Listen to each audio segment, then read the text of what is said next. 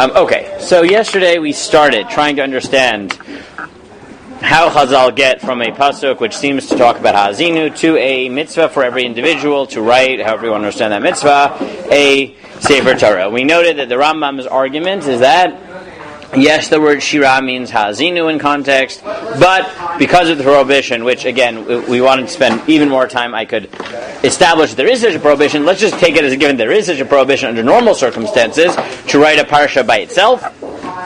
Therefore, if you have to write Ha'azinu, must be you have to write the whole Torah, which as we saw in the Achronim, probably the clearest of this is the Torah MiTzion. The problem with that is that that only works, right? You're assuming your conclusion, right? If there is a mitzvah to write one parsha, then it is mutter to write one parsha, just like it is by tefillin, just like it is by mezuzah. Therefore, it is a bit hard to defend the Rambam. I have no defense. Okay, Yosef thought I was lying, like I have some magic answer, like I'm just holding out from you. I have no defense. I don't know the answer for the Rambam, and that's why I look for other answers. But Daniel thinks he has an answer for the Rambam, so it is a mitzvah to attempt to defend the Rambam. So, what do you think? Let's try it for sure, and we'll see whether people agree with that. I am open to something that will explain the Rambam. I just don't have one that I like, anyways. Well, the Rambam says that the reason for it is because you can't just separate and write up something out of the Torah. Right. You have to write the whole thing. Obviously, we know that's not true because you write tefillin and mezuzah. So the only way to make the Rambam work, where in this case you have to write the whole Sefer Torah, but in the other case you don't, is to show a difference between tefillin and mezuzah and Shira, and explain why they're different.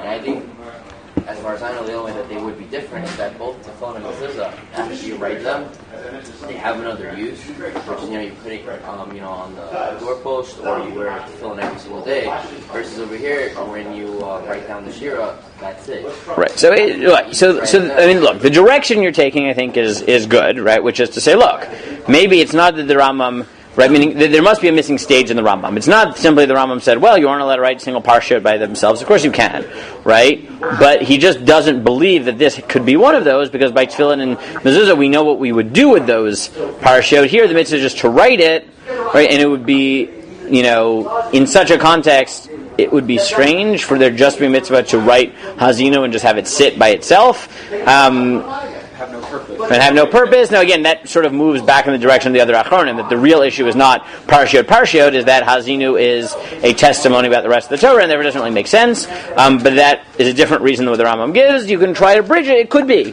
Right? I can't prove that it is. I can't prove that it isn't. I don't know. I don't have a great answer for the Rambam. We saw yesterday two other attempts, right, in the Ketava Kabbalah. One is, as I said, is the pure logical argument, which is Ha'azinu is meant to warn people to keep the Torah, and therefore, if you have to write the warning, then obviously you have to write the content that the warning is coming to warn you about. Right? That was his logical argument. His secondary argument was the literary one, the linguistic one, which is that Shira often does really mean the Torah, and maybe that's why Chazal think that's at least the meaning, or a legitimate meaning, right? Multiple levels of meaning, as the case may be. Didn't Dvarim do say also to write a Torah? Well, Mishnah Torah, it says. What does Mishnah Torah refer to? That's what I was going to say. Not the Torah, for sure not, right? Probably not, right? But Chazal understand Mishnah Torah just means Dvarim, right? So best it'd be Dvarim, right? That's by the way going to be the problem with what Daniel said, is that will at best get us to how Chazal knew that it wasn't just Ha'azinu.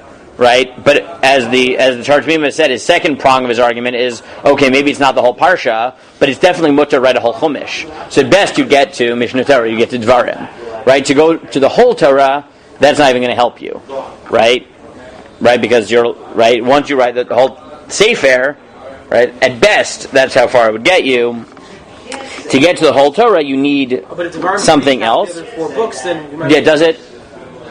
Does it really? You said in our Tanakh shir that's what Devarim encompasses. No, I said that's what the word Mishnah Torah is supposed to mean, but what that actually means is very hard, because how many mitzvot appear in Devarim that never appear in the rest of the Torah? How many mitzvot appear in the rest of the Torah that don't appear in Devarim? And how many mitzvot that appear in Devarim that appear elsewhere appear differently in Devarim? Same with narrative, right? the answer to all those questions is a lot. Right? I don't have numbers for you, but a lot in each of those. Okay.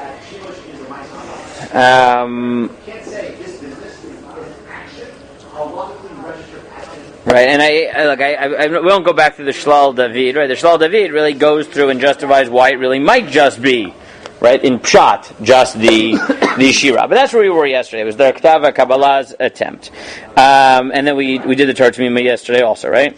Yeah, I think so.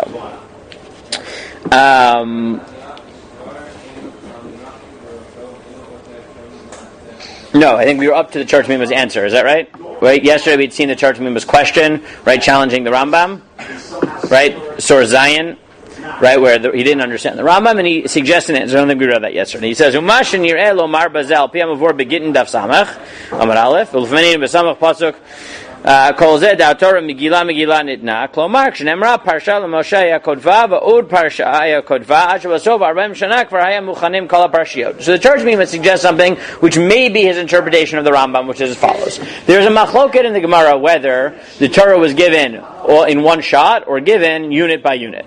This is machloket in the Gemara, right? Parsha nitna or stuma nitna. Okay. So he says, let's assume it was given parsha by parsha. So how would Moshe give the Torah? That means he gave, let's say, up until Yitro in one block at Matan Torah, and after that, as things happened, he wrote it down, and that became integrated into the Torah. So the Torah MiTzion says, okay, fine. That works until when? Till the end. Till they finish in the desert. Right? Until the end. Why? Because at the end, right, meaning until then, it's incomplete. But what is the last time Hashem gives Torah to Moshe and says, write down this Shirah, what does it probably apply to? This is the Torah MiTzion argument. It might be what he thinks the Rambam means. Do you do the Torah MiTzion inside? You tried it? So he says, so look, 2 lines on the bottom, he says, Kitvu od, klomar, hashlimu et shirat hazinu. He said, maybe the way to read it is as follows, right? So far we have the Rambam, which I don't fully understand. We have the 2 arguments of the Ktava Kabbalah. Either, right, again, the Ralbag, the Marsha, which is just logical, right? If Hazinu tells you to keep the rest of the Torah, then obviously you have to write the whole Torah. Or the linguistic argument that Shirah sometimes means the whole Torah. The 4th possibility of Marsha is maybe that Shirah means Ha'azinu, but when it says write this Shirah, it doesn't mean write this alone. What does it mean? I'm saying here right now. Klomar hashlimu et Shirat Ha'azinu ukvar tiyah Torah b'shleimuta v'lamda et ha'Torah l'bnei Yisrael. He said you have to read it as follows. Write the Shirah with which you will complete the Torah, and then teach it, and we switch mid-sentence the direct object, right? Write the song, and with that song you will have completed the Torah, and then teach it, but it is no longer the song, it is the Torah to the Jewish people.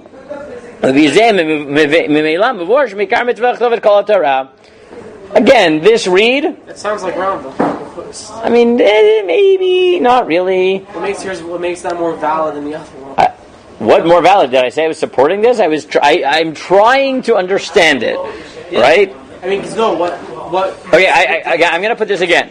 None of these sources that we're putting here am I per se putting my name behind. I'm giving you suggestions, and I want you to attack them. I'm not sure I find the Torah to be compelling either. Right? Meaning there's a lot of interpolation into it. The answer to that, by the way, is not, the Rambam is therefore right. No, right? I'm not advocating Rambam in this case. I just want to know what makes them different, because right now they seem to be similar. They're very different. The Rambam makes a halachic argument. Hazinu means only Hazinu, and then because you can't write Hazinu by itself, you have to write the whole Torah. The Torah MiTzion says maybe when it says write Hazinu, it means write Hazinu as the end of the Torah, and now you will have the whole Torah to write. For him, the weakness is that he has to interpolate words, right? Which is Va'ata kitvu lachem et shira azot v'lamda no longer means the song. It means write the song Hazinu, and once you have Hazinu, the Torah is finished. V'lamda, so you can teach it, but it being the Torah. Yeah, what? Where's every other parsha after Hazinu? No, Hazinu is the end. He's saying write Hazinu. No, Hazinu really is the end of the Torah, right? Is an epilogue. essentially. But it's still part of Correct, but fundamentally, right? Okay, that doesn't bother me so much because you could say, okay, Hazinu is the last substantive part of the Torah. After that, it's an epilogue, right? Meaning it's Moshe's final bracha, right? So, fine, right? And once you know you have to write 99% of the Torah, so Memela, we know that the last parsha, which with all its problems, is tagged on, right? That's not that kasha. I wouldn't die from that kasha, right? I would say, okay, he means write 99% of the Torah, and logically that means finish it up also, whatever happens after this. Again, it's not great. My problem is not that. Is not what do you do b'zos habracha. My problem is the number of words you had to interpolate into the pasuk to make that make sense. Okay, the Netziv has yet another attempt, and anyone understand the Netziv? Just know I'm not sure I understand the Netziv, so this is not this is a legitimate question. Did anyone understand what the Netziv said? Okay, good. Let's try it together. The last line is kind of... So let's try it, okay. So here's his argument. He says, V'yesh la'avino chachad ha'gemara misefei dekra dekayal kol ha'torah. You have to go to the end of the pasuk. What's the end of the pasuk? Guys, what's the end of the pasuk? What's the Netziv saying? What? Well, the end is and v'lamdad ben Israel, and then it'll be an 8, etc. Okay. V'lin yireh mishum de mayri hani kroi b'nevuah di meishvot ha'shoftim. Okay. Because this prophecy, now what prophecy is he talking about? Hazinu, good, thank you.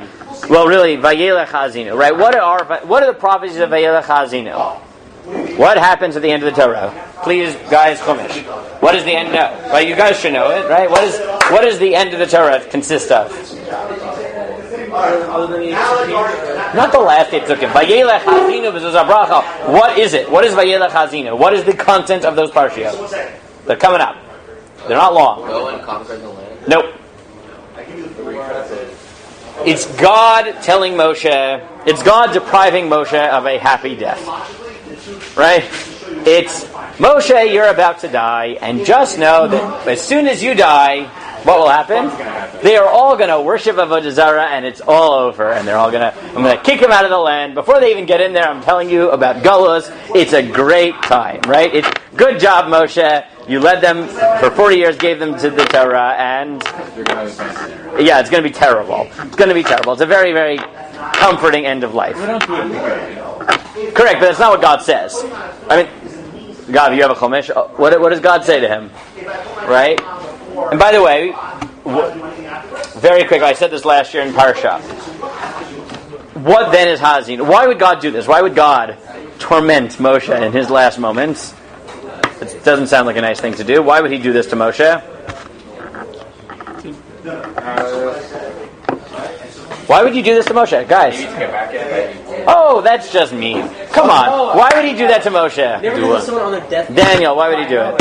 Why would God tell Moshe right before he dies, that things are going to go very quickly to Gehenna? To show how much he was needed. They should tell them before. Maybe they still tikva. They still. Thank you. Right? He tells him because it's not inevitable. The best reason you would do it is there's not a prediction. This is likely, Moshe. But you get one last chance at preventing this. What is that last chance called? Hazinu, thank you. That last chance is called Hazinu. It's Moshe's final musar, which is, please guys, don't do this. Right? Don't go down that path. You can also look at it that it was basically Hashem's way of saying, well, there will never be someone like you Moshe ever again. Sure, but when you see Hazinu, right, so give me the Chumash for a second. Right? Except the simple pshat is exactly what you said before, Max, which is that when God says it to him, he says, listen. He says, "Vayomer Adonai al Moshe in karbu yamech al amud krat Yoshu v'yadru bo al moed b'atzavenu v'yach Moshe v'yoshu v'yadru al moed." Right, you're dying, and then he tells him, "Just know, Vayomer Adonai al Moshe hinei shochei v'motech v'kama amazev v'zanach harei necharar teshuv v'sham v'bikru bo v'azavani v'efer priti asher karatimo." They're going to worship idols. They're going to nullify the Brit, etc., etc. And therefore, what's the solution? So he says, yeah. So what does he say? Ve'ata. Now that you know they are going to rebel, what do I instruct you to do? The pasuk we've been reading the whole time. V'ata kitvu lachem et hashira hazot v'lamdat b'nei Yisrael sima b'feihem liman tieli hashira hazot leit b'nei Yisrael. Give them this song so that it will testify for them. Right? So that it won't happen, and if it does happen, it will be predicted so that they will know that God is being just. Right, which will prevent it from spiraling even more out of control, because they'll say, "What's God doing to us?" Right? They'll have a answer, which is, Hazinu tells us that this is what's going to happen. Okay, that's just the end of the Torah, guys. This is just pshat. All you guys should know Chumash, right? My normal plug for the Word of God. Every so often. Not that he needs my haskama, but reminder. It's like you're not in bed. That he said that Arba'im Yom Nivred Nefechet, and you now gave them Tochacha and everything, and then they. And then they did tshuva, and Hashem saved them. So right. Well, right. So have hope. So correct. I think that's what it is. Right. So he says, okay. But he said, what is God predicting? So here the Netziv tries to be very, very careful, and he says as follows: at different stages in history, the Jews sinned for different reasons. Okay. Sometimes they sinned because they were wealthy. Okay? Where does that pasuk come from? How does the Netziv know that the Jews will sin because they're wealthy? Thank you. Vayishman Yeshurun Vayivat, which is the middle of Hazinu. That the Jews will be fat and rich and will therefore kick against God and rebel. Right? Some of rebellions in Jewish history because things were too good. And when things are too good, people turn towards gluttony, think that they did them all themselves, they turn away from God. Sometimes, why do people turn away from God? Because they want. They're too poor. What? Too poor, what else? Right, what's discussed in Vayelech? Fear. And fear. Lack of Israel. Okay, in Vayelech, what is it? Because they will be influenced by the people around them. Right? That's Vayelech, right? You will go and you will worship Elohei Nechar Haaretz, the gods that the other people in the land are worshiping, right? This is like a central fear in Dvarim, that you will go into Israel, there will be other nations, you will become influenced by them. Right. Yes? Yes. So he says as follows. So the Netziv says, Mishum Mayri Ani Kroi B'Nevuah D'Meishvot HaShoftim Ha'azinu. Sorry. It's very sad. Vayelech, right? I mean, this pasuk is in Vayelech right before Ha'azinu. Ha'azinu describes the rebellion against God because of wealth, right? Because of affluence. Okay. Vayelech predicts the avodah zarah that will come simply because people are influenced by the Elohei Nechar Haaretz. So he says the pasuk of writing the song appears in Vayelech, in which we haven't yet introduced the notion that the Jews rebel because of affluence, because of wealth. Okay? And therefore he argues that Ha'azinu refers to, at what stage in history did the Jews start rebelling because of wealth? No. In the future. In the future, right? Past Moshe. Right? Because there's a prediction. I mean, aren't there multiple points? So good. When does that start happening? When do the Jews start rebelling because they're wealthy? And things are good? No. You're sure, first of all, they don't rebel. Second of all, they're in the middle of war. Things are not good. Thank you. In Malachim. Under the idolatrous, wealthy, successful kings. Achav, Menashe, people like that. Achav, really, right? Yeravam, yeah, sure. Right, those kings.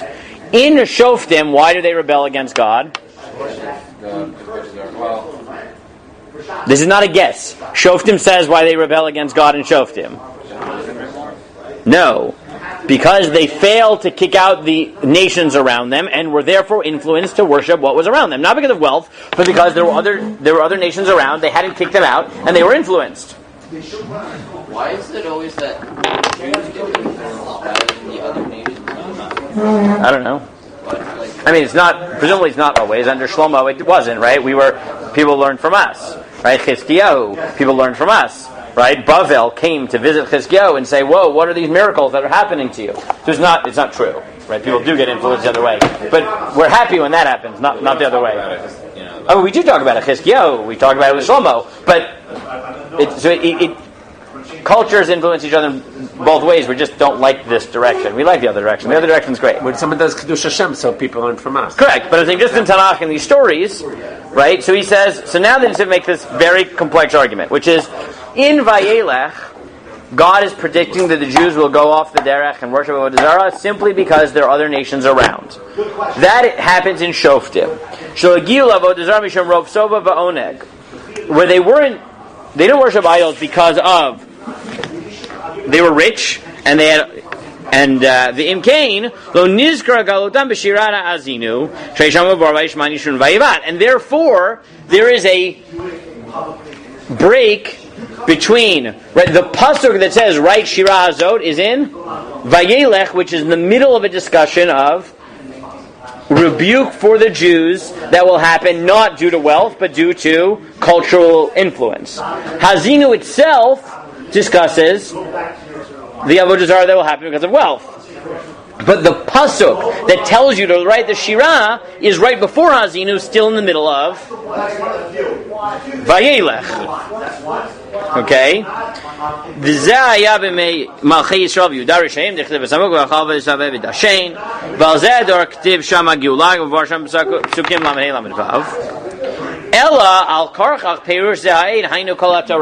does this matter? Why does this matter for the Nitziv? Because the Nitziv thinks that if Vayelech, right, God tells Moshe to write the Shira in the middle of a prophecy that the Jews will rebel simply because of cultural influence, which means that what, according to the Nitziv, does Shira not refer to? Max, what does it not refer to according to the Nitziv? Well, what does the word Shira not refer to? No, it doesn't refer to Hazinu because there's a break, right? Because, again, the command to write the Shira appears in Psukim that say that the Shira is a solution to Avodah Zarah that is worshipped because of cultural influence. But the message of Hazinu is, don't worship Avodah Zarah because you become so full of yourselves because you're rich. Which means that according to the Nitziv, the Shira being discussed in Vayelech can refer to Hazinu because the message of Hazinu is different than the context of the pasuk in which the command to write the Shira appears. I said this was complicated. Okay. Right? Right? Does that make any sense? Right? Yeah. If not, I think I'll try it one more time. Right? The reason that Rashi, Ramban, all those people think that the word Shira Hazot refer to Hazinu is because the end of Vayelech says, after you die, Moshe, the Jews will rebel. The solution is the Shira. And then we launch into Hazinu. So Rashi says it's Hazinu. The Nitziv said there's a problem. Because in Vayelech, God says the problem is that the Jews will be influenced by those around them. Solution, Shira. So you'd expect that Hazinu would talk about giving people musar for not worshipping Avodah Zarah simply to do what everyone else around them is doing. But the problem is Hazinu shifts to giving people musar for not worshipping Avodah Zarah when they are so wealthy that they forget God. And therefore, the Nitziv says, Hazinu doesn't solve the problem that Vayelech sets out. Right? Around and say, well, it says Shira at the end, and then it comes to Hazinu, it's now talking to Hazinu. Oh, sure, that's how everyone else reads it. But the Nitziv is suggesting that what led Chazal to think that the Shira is broader than Hazinu is that since the prediction of Vayelech that the Shira is coming to solve is not exactly solved by the message of Hazinu, it must be that the Shira is something broader. I get why you can't just say, like, oh, they're both trying to... You could! I'm not... Okay. Yeah. You could, yes. Right? I said none of these are glot, right? But this is the Nitziv's attempt to justify it, right? Is to say the way Chazal knew that the word Shira didn't refer only to Hazinu is because Hazinu provides musar only for a very particular kind of rebellion, and specifically not the one that it's said to solve, right? That the Shira is supposed to solve. Now, the answer would be these things overlap, right? right? People rebel because of cultural influence and because of wealth and da-da-da-da, and don't be so, right, nitpicky, right, etc. But that's how the Netziv reads this. Now the Netziv has a second point, which is that he also thinks that the word Shirah means Torah, right? Meaning there's two prongs to Netziv. One is that he thinks that Ha'azinu doesn't solve the problem that the Shirah in Vayelech is set to solve. The second is that he thinks Shirah refers to the Torah. Why does he think Shirah refers to the Torah? I'm not going to read this inside with you. What does he say in the Kidmat HaEmek? The chops of the Torah. Don't guess. I didn't ask you generally. It's What? It's read as a song. We sing the Torah when we do the chops. It's all up inside. Okay, sorry. Don't guess. What does he say? In Tess? In Yud. Yud.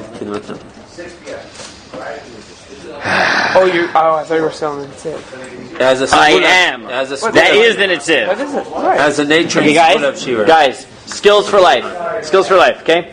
What's the last line in the Netziv and Chet? Last line. Literally, last words. Last words in Chet. Yes. The explanation for what I just said is in my other book, Kidmat HaEmek. Guess what I gave you in Yud? You should have noticed that. The Kidmat HaEmek. That I said. This is not a guess, right? Right? The Netziv told you, look it up. So you know what I did? I made you look it up. Don't guess. It's not a bad answer, objectively speaking, that the reason the Torah has a Shirah is because we read it in tune. It's a bad answer if I ask you, what does the Netziv say? He says what he means, and then he references it to you. I thought that line right here is what he's saying, though. Yeah, but he said, look at Kidmat HaEmek if you want to understand what I said. And then I gave you the Kidmat HaEmek. What's this Nikra Shira thing? It's called a song. Right? Oh, I thought it's read it. Okay. No, it is called a song. Right. Okay, I'm sorry. I'm over here. Nacham. Okay, anyways, fine. By the way, I will point out that Tziv's read is actually supported by the Midrash Tanaim. I gave that to you in Tet, where the Midrash Tanaim does in fact claim that the Nevuot in Ha'azinu refer to the period of the Malachim. Right, that's Tet. Right? Shamanta b'mei Ravam, Avita b'mei Achav, Kasita b'mei Yehu. Right? And it mentions that these all happened during the period of the king, so he is correct that the Chazal self-understood Ha'azinu to refer very specifically to the rebellions that happened during the period of the kings, which means that if you're looking for Musar about other periods of rebellion, you do have to look elsewhere. Right? So the Netziv is not crazy, right? He does have Chazal to support him. Okay. Now, if you haven't read the Kidmat HaEmek, it's fine. Just tell me that. That's fine. I didn't expect everyone to get the Kidmat HaEmek. I don't expect you to get through all the sources, but I do expect you not to make it up. Okay? I'm sorry, that's what I thought the Netziv was saying. Well, he didn't. He told you what he said. What? It seems like you only gave us Aleph and Bet. No. This is Oz Gimel. This is all from Oz Gimel. Those are just bullet points. Those are bullet points.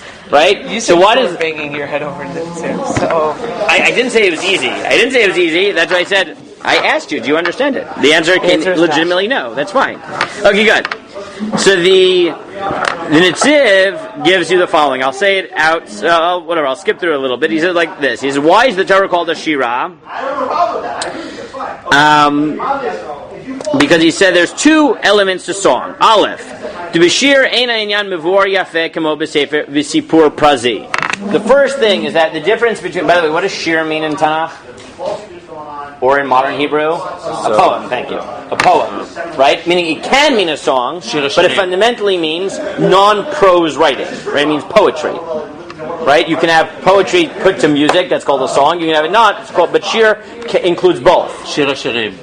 Right, it's not necessarily song of songs, it could be poem of poems, right? Poem of poems or something, right? Meaning it's not prose, that's the point.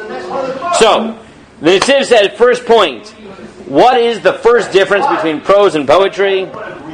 Is that prose is clearer than poetry. Everyone agree with that?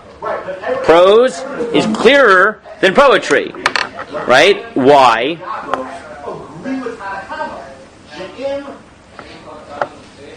He said, why? Because what does poetry care about that prose doesn't care about as much? Yes, thank you. Style, aesthetic beauty of the writing, and therefore, sometimes the way that you write is therefore more flowery. You worry about rhymes, you worry about meter, you worry about all those things, and if that means that clarity suffers, so be it. Right? So be it. Ever try reading sonnets, like Shakespeare, right? What? You want to shoot yourself? It's not the clearest writing that has ever happened. So he says that is the nature of the Torah, because definitely the way Chazal understand the Torah is that the Torah is a song, is a poem, is a poet in the sense that what? The style of writing. The style of writing is opaque, right? That we derive halachot from extra vavs and from gzera shaves and hints and metaphors, and right the same way in a song. In a poem, right, there's a lot of layers built in, and it doesn't just tell you everything straightforwardly. So the Torah is like that. That's point one. poetry. The second point is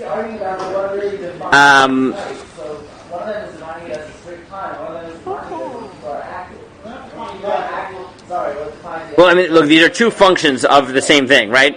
One is that things aren't as clear, and the other is that things is that you try to make it beautiful and flowery, right? And that obviously is part of the unclarity, right? Those are the two elements of song, right? It's less clear, partially because of the fact you care about style, right? So he says that is how we understand the Torah, right? Is it has all these hints, and God cares about style, right? And then he says in the last paragraph, right?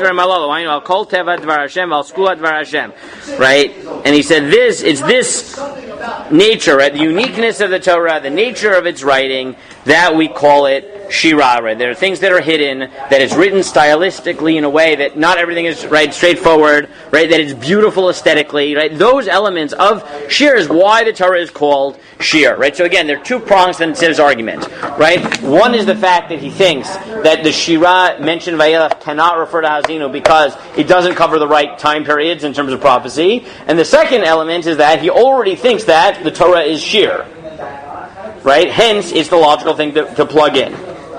The Aruch HaShulchan as well says the reason the Torah is called Shir. He says Tiferet Shir hi kishakolot mishunim zemizevu zeu ikar haniimud. Right? He has a nice drash, which is that we all know that we like machloket in Torah, and he says that's why the Torah is called a song, because what makes a symphony beautiful is different voices, right? Meaning is that you don't have the same instrument playing over and over, right? Is you have different instruments that provide different elements, and that's what creates the beauty. That's why Torah is a song. It's a symphony. Okay? Okay. Let me summarize where we are so far, and then I'm going to need Max. Okay? Need me? Yes, I'm going to need you. Okay. I'm going to need you. Because we're going to have to replay our conversation from Seder. Okay? Good. So, the Gemara derives from the pasuk of Vaka Kitvu Lachem et Hashira Azot that you have to write the whole Torah. We said, how do you get from a pasuk that talks about Hazinu to the whole Torah? Possibility one is the Rambam. It means Hazinu, but you just have to write the whole Torah, right? Because you're never allowed to write a single parsha. Problem, if there was a mitzvah to write the parsha, you'd be allowed to do it. Fine. So, next, other possibilities that we saw. One is the logical argument, which is Hazinu is a warning about the Torah. If you have to write the warning to keep the content, obviously you have to write the content. That one I actually think is pretty good. I think that's probably the best of the lot. Prong two to that argument is that the Shirah often refers to Torah. Both because sometimes in the Torah is referred to as Shir. Second of all, because logically to Shir. Because we celebrate Machloket, which creates a symphony, which is the Aruch HaShulchan. It's written in hidden ways. It cares about style, which is the Nitziv.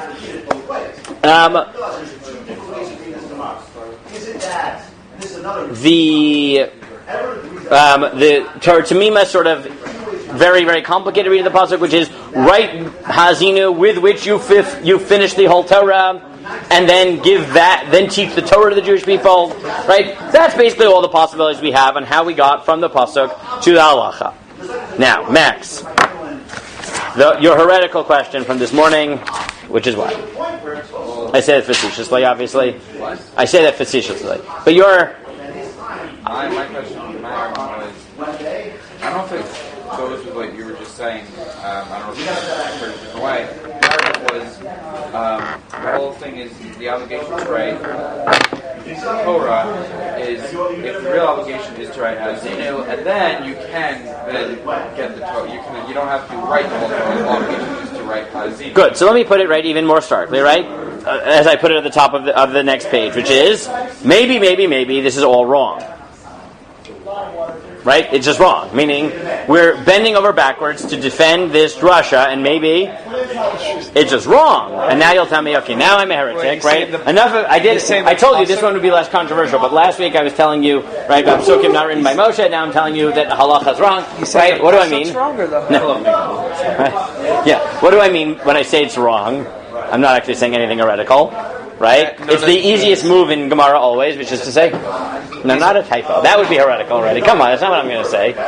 This is from Yerucham Vishal Perla. Maybe it's Dirabanan, and the pasuk is an asmachta, and Chazal don't really think that the pasuk means write the whole Torah. It means write Hazinu, and the chiyuv to write the whole Torah is only Dirabanan, and therefore it's not a problem. Because the assumption until now is that the biblical mitzvah is to write the whole Torah. But if you just say it's rabbinic, what is an asmachta, guys? What's an asmachta? Kind of like a No, not an etnachta, an asmachta. Right? The asmachta is, there's a machlokes, but let's just take some of the answers. Right? The way most, the Rambam, Rashi, others, asmachta is where the Torah doesn't mean something. Chazal make a derabanan law, but they find a pasuk to hang the law on, not because they think that the Torah actually means this, but because it helps you remember it, because it's nice, it's just a nice way to do it, right? But that's not really what the pasuk means. It's Dirabanan, and the pasuk is just a hint, right? But really, it's only Dirabanan, and the pasuk isn't the real source. The real source is Dirabanan. In which case, do you have to figure out how the pasuk gets to the exact halachic conclusion? No, because it's Dirabanan, right? This is slightly less heretical than saying this is just wrong. It's saying these problems are insurmountable, right? Meaning justifying how Shirah means the whole Torah is actually not possible or too unlikely. So maybe Shirah only means Hazinu, and the writing the rest of the Torah. When the Gemara in Sanhedrin tells you to write the whole Torah, which it does, right? Seems to, anyways. That is at best Dirabanan. Okay. Now, who said this? No tricks. Who said this? The BRL Sefer HaMitzvah. What? Well, not the Rasag, actually. So, okay, little history for you. The Sefer HaMitzvah of Rav Sajigon, does it exist? No. Thank you. No. The Rambam has Sefer HaMitzvos. So do a lot of people. Does Rav Sajigon have a Sefer HaMitzvos? No, he doesn't. Then why does it say that there is on this page? Because it was made up. Well, what does it mean it was made up? Right? Rav Sajigon. Okay, this is a feat. This already sounds interesting. Okay. If you look in a library, you will see a Sefer HaMitzvos of Rav Sajigon. It is 3 fat volumes. Huge. And it'll say, Sefer HaMitzvah of Rav Sajigon, in Perush or Beir, Rabbi Yerucham Fishel Perla. Okay? Now, Rav Sajigon wrote a poem which talked about the mitzvot, which is all of something like 400 words long. Right? 400 words long is... Pretty short. What? An epic. We're going in the context of poetry, things being like poetry. 400 words? 400 words. Yeah. Type of writing. Oh, what? Like kind of like the opposite. Poetry and epics are one of these things that are 400 words long. They're ginormous things to write. 400 words! Words! Yeah. That's not... How is that long? Words, like Words! 400 words. Not an epic, not 400 pages. 400 words. Okay. Like one paragraph. 400. Whoa. 400 words. That's a long guess. Words. Okay. That's how many words are on this page with the schedule, right? 400 words. Okay. Then how in God's name does this poem, which is 400 words long, talking about the mitzvot, how does that become a 3,000-page book? They did it in small font. In big font. They did it in big font. You know how big that font would have to be? It's more than a word a page. How did it become that big? The answer was Reb Yerucham Fishel Perla. Is Yerucham Fishel Perla decided that this poem that Rav Saadia Gaon wrote was not just a poem, it was a poem in which Rav Saadia Gaon encapsulated his count of the 613 mitzvos. And then Reb Yerucham Fishel Perla sets out to attempt to reconstruct the logic that went into every word in that poem, and he wrote a book trying to build what would Rav Saadia Gaon believe the 613 mitzvot are based on the poem that he wrote about the mitzvot. I see Gavi's face. By the way, the most incredible part about this is that, again, this is like 3,000 page sefer. Not only is it incredible that he managed to somehow recreate a book, which I can't say, it's a very nice book, but I can't say it's a very compelling reader of Rav Saadia Gaon, under most circumstances. That's only half of what's shocking about this book. The other half, as Rav Schechter likes to point out, is that Yerucham Fishel Perla was not a professional rabbi. He was a businessman. And he did this in his free time. Right? That's the other mind-boggling thing about Yerucham Fishel Perla.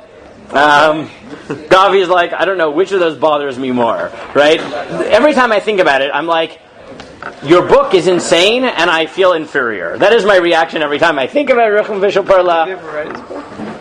Pieces of it. I could not get through that entire book. Do you know how long that thing is, and how complicated that thing is? I go through it very slowly, piece by piece by piece by piece. It is massive. It is incredibly huge.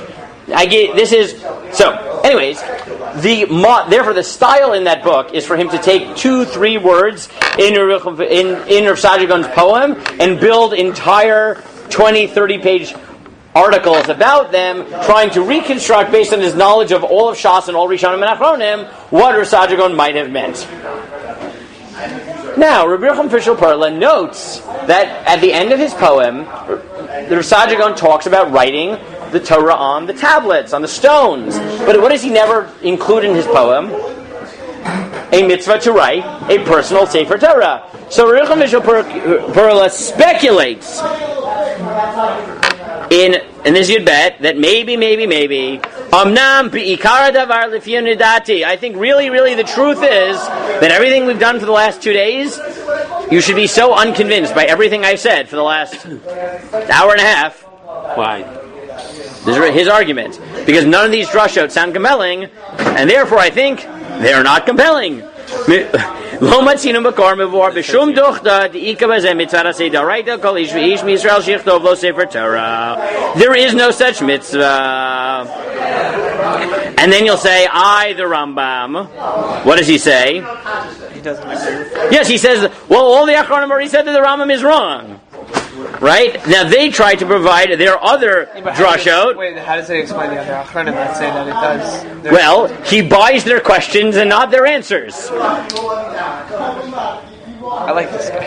He says, I buy their questions, right? Which is, this drasha is very tenuous, but I don't like any of their answers.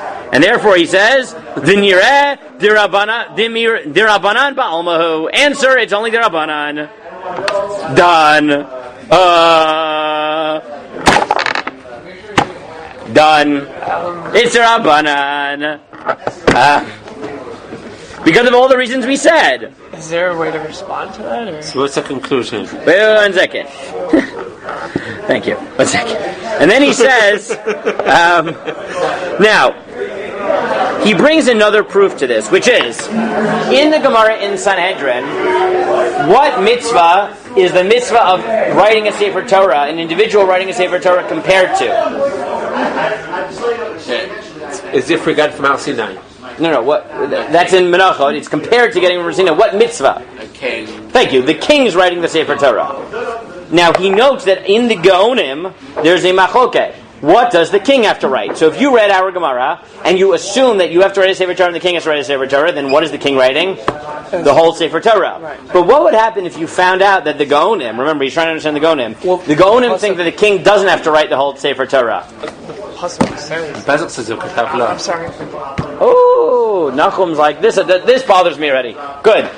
Tell me, what does the king have to write? Sefer Torah. Oh, does he? Thank you, Mishneh Torah Hazot. He has to write Mishneh Torah. What is Mishneh Torah? So Mishneh Torah is, well, not Torah. Right? It's not the whole Torah. It's in Chazal, it's Dvarim. But the Gaonim said maybe this means, and this is what he says in his third paragraph here. He says, well, Rav Hai Gaon says that it was 613 letters. That's it. It was a little symbolic thing that had one letter per mitzvah. It wasn't the whole Torah, it was a little nothing. Shein Taryag Otiyot Keneged Taryag Mitzvot. The Aruch brings this in the name of Chananel, in the name of Nachshon Gaon as well. The Rush in his Perush on the Torah, in the Hadar Zakenim, in the Balei HaTosfot al Torah, says, what Torah did he write? The Aseret HaDibrot. Mishneh Torah means the Aseret HaDibrot, which has 613 letters, which is parallel to the Torah. A third Perush is, and he notes that the Gaonim are very into this idea that the Aseret HaDibrot are a shorthand for all 613 mitzvot. And if you ever want to really torment yourself, if you look in the Kitvei Ramban, there is a Sefer HaMitzvot there of the Ramban. It is an attempt to show how all 613 mitzvot are really just derivatives of the Aseret HaDibrot. And it goes through all 613 and plugs them all into the Aseret HaDibrot. Good luck. Some of them are more obvious than others, like damages or understealing. Okay, right? Good luck trying to plug in all 613. It's probably not actually written by the Ramban. It's probably written by, I think, Rav Azriel of Gerona, but that's okay. A third position in the Gaonim is that it is a kitzur of the mitzvot. It's a summary of the mitzvot. Now, what does this prove? That you don't have to write the text. Well, yes. Meaning, according to this, even within the Gemara is comparing what the king has to write to what an individual has to write. And what does the king have to write? The Ten Commandments. A few psukim, a few words, which would indicate that if the king has to write something which is only a few psukim or a few words, then what might the individual have to write? Only a few words. Only a few psukim, maybe hazinu, right? Or something like that. Hazinu is more. What? Why don't they use this? They're all you need to write a sentence. Well, good. That's what he's arguing. Maybe that's what the Gaonim thought, right? And remember, he's trying to construct. Why would Rav Saji Gaon, according to him, think that there's no biblical mitzvah to write the whole Torah? Because Rav Saji Gaon also thinks, right? The Gaonim also think that the Sefer Torah of the king is not the whole Torah. And if the Gemara compares the Sefer Torah of the king to the Sefer Torah of the individual, and the Sefer Torah of the king doesn't mean the whole Torah, then the Shirah of the individual Jew is not the whole Torah. And therefore, he argues that perhaps, again, he goes back and forth on whether he accepts this maskana, and argues that maybe there's not a libud de hilchaza, but he at least suggests the possibility that in fact none of these drashas are compelling. The simple read of the Shirah is that this refers to a specific unit within the Torah, presumably the Shirah. And just like the Gaonim think that the Sefer Torah written by the king, the Mishneh Torah rather, of the king, does not include the entire Torah. By the way, why did they think that? Why did the Gaonim think that the king doesn't have a whole Torah with him? Yeah, because he has to carry it back and forth all the time, and that's a bit schleppy. Right? Maybe a small Sefer Torah. That's how the Rambam would explain it. It's a small Sefer Torah. But the Gaonim, right, one solution is a small Sefer Torah. The other solution is that it's a few words or a few psukim, which is easy to fold up into your pocket or whatever. So the last possibility, which we're not going to spend more time on because lahalacha, the majority view in Rishonim, is that there is a biblical mitzvah to write the Torah, and we're going to base ourselves on that assumption from now on, right? But I do want to point out that there is a possibility that all of the drashot that we've done the last 2 days, if you didn't find them compelling, maybe the answer is they are not, right? They're not, and this is only rabbinic, but biblically there is no such mitzvah, and maybe Shirah really just refers to Hazinu, and that's the end of the story. Nachum's like, I like that. Okay, good. Guys, we have a few more minutes left, so I'm going to now move on from the drashot. Okay, and now from now on I told you this is the hardest part of the sugya. Now we're going to move to why everyone likes the sugya because it's nice and neat. Okay, in 10 minutes, let's get the ball rolling. Okay. Good. Guys, tell me. The nature of the mitzvah to write the Torah. So, what do you think? Is the mitzvah to write the Sefer Torah or not? What line in the Gemara will it hang on? Chotev mitzvah ben hashuk. Very good. Right? Whether or not there's actually a mitzvah to write the Torah hangs on when the Gemara says that if you buy the Sefer Torah, it's as if you grab the mitzvah ben hashuk. What does that mean? What are the two possibilities? So again, we talked about this yesterday. Rashi said. Well, first, two possibilities. Before you give me a name, what are the two possibilities? How do you read that line? That you're kind of like taking it plus you're not supposed to. Which means, and therefore, It's better to write it. better but not, right? One way of chotev mitzvah ben hashuk is you're yotzei, right? And what it means, you grab the mitzvah, is you actually fulfilled it, but in a non-ideal way. So you grabbed it, but you should have written it, right? According to that, what would the nature of the mitzvah be? Is it to write a Torah? No. It's to own a Torah, right? Remember, I told you. I'm just doing this 10 minutes now to show you why everyone likes. Like I said, the classic shiur on writing a Torah starts right here because it's so neat and so easy, right? And they ignore how we got to the psukim right here, right now. Who says what Daniel just said, which is that the mitzvah isn't really to write? We say write because that's normally the way you get something. But if you buy it, that's not ideal, but it counts because really, really, really the mitzvah is about owning it. Who says that? Rashi. Why does Rashi say that? Someone read me Rashi. In now, you wanted to be in our Gemara. We're in our Gemara. What does Rashi say? Well, the Rambam also says. Esh. What does Rashi say? The mitzvah works.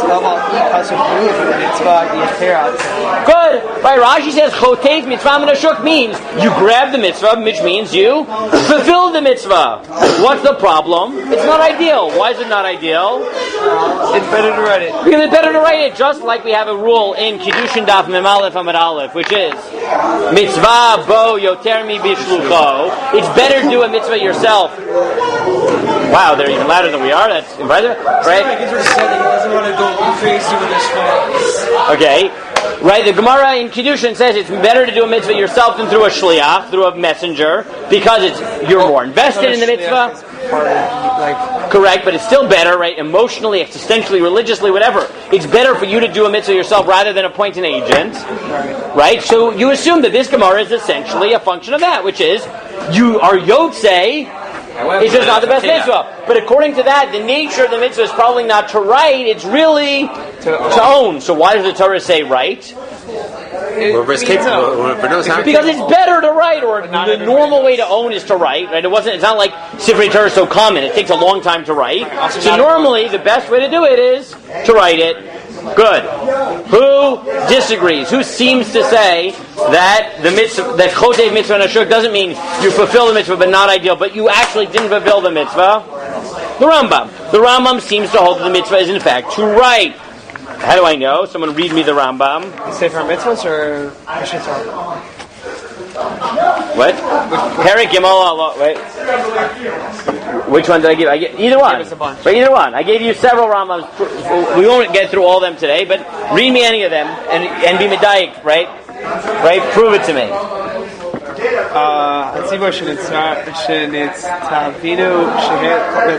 That there's a commitment for every male, Mimenu Sefer Torah La'atzma, to have a Sefer Torah for himself. But if he writes it himself, but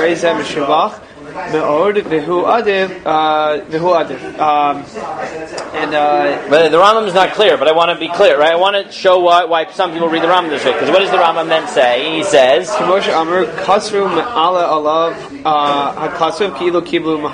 that if he writes it, it's the psukim kind of seem like it's that he was a kabbalah from Har Sinai. But I guess if he's not able to write it himself, chayiv hu liknoso, he's chayiv to buy it, o yivakesh sheyikaso bishvilo, or he should appoint someone to write it for him. Okay, good. So, the second half of that, which is, if you can't write it, appoint someone to write it on your behalf. So what does that sound like? You can hire The mitzvah is to own it. No, to write it. Because he emphasizes getting a shliach to write it on your behalf, not to get the Torah. Wait, what's the... Oh, good. The question is, what do you do with that first word of liknoto? Okay? So if you look at the Rambam, now let's look for a second in the in Mishnah Torah. He says, "Mitzvah aseh kol ish v'ish Yisrael lichtov sefer Torah latzmo." A person must write the Torah for himself. Shneimar v'ata kidvu lechem hashira hazot. Klomar kidvu et Torah. Write the Torah sheyesh b'shira hazot. Lefi she'en godin et Torah parshiot. V'af al pi shenichol lo la'adam avotav sefer Torah mitzvah lichtov mishalo. Even if you inherited it, you have to write it yourself. V'im katvo b'yado kilu kiblo misinai v'neder lichtov achirim kotvin lo. And if you don't know how to write, someone else writes on your behalf. What does the Rambam not say in Mishnah Torah? Buy it. He doesn't say you can buy it. He says someone else you can have someone else write it on your behalf. It could be when you buy it, it's as if he wrote it for you. Hold your thoughts for 1 second. One second. Now, therefore, many Achronim argue that the Rambam, based on how he writes it in Mishnah Torah, thinks that the mitzvah is to write it. And that's why in Mishnah Torah, does he say you can buy it? No, he says you can appoint someone else to write on your behalf. But that's a shliach for the Maaseh mitzvah, which is Ksiva. So technically, let's say the about to finish one say, okay, can you make me say Torah as your shliach, and he finishes the last letter. Good. What's the answer to that question? Yeah, it says even Osachas. Yes, how do I know? It says Osachas. Thank you, that was our Gemara in Menachot. Kol ha-megia osachas kilu katvo. Right, if you fix one letter, perfect. That's why people... But I'm not saying that you fix. Right. Correct. Or you tell him. You be my shliach. Yep. You write the last letter. Yep. That counts. Yep. So I wrote a Sefer Torah. What? Oh! Hold the thoughts. Now, there is a third possibility, right? I said this lumdus is very neat, right? Rashi clearly holds the mitzvah is to own. Hence, if you buy it, you're yotzei. Wait, but what is... 1 second. The Rambam in Mishnah Torah, again, we'll flesh this out more tomorrow. But the Rambam in Mishnah Torah seems to say that the mitzvah is to write it. And therefore you can either write it or appoint someone to write it. The problem is in the Sefer HaMitzvahs he's very clear that not only can you appoint someone to write it, what can you do? Buy it. But what, and you're yotzei, but what are you not yotzei with? If you inherit it. So now give me a third position that would explain why you can be yotzei if you buy it, but not if you inherit it. You spent something of your own to get it. Good. Who wants to read me the footnote? I noticed this in your footnote. What does he say? Footnote Samach Dalet here. From the Minchas Chinuch. Minchas Chinuch says what Daniel said, which is, there's really three possibilities. One is that the mitzvah is to write. One is the mitzvah is to own. And what's the third possibility? To square the Rambam's claim that you are not yotzei if you inherit, but you are yotzei if you buy. Or, it's not really about spending money, but it's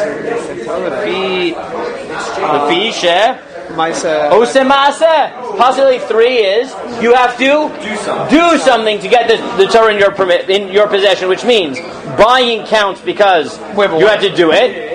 Inheriting doesn't work because you can't make a opinion on it. No, because it was passive. It just happened by itself. So there are 3 models, and we're going to flesh these out. But you had to be born.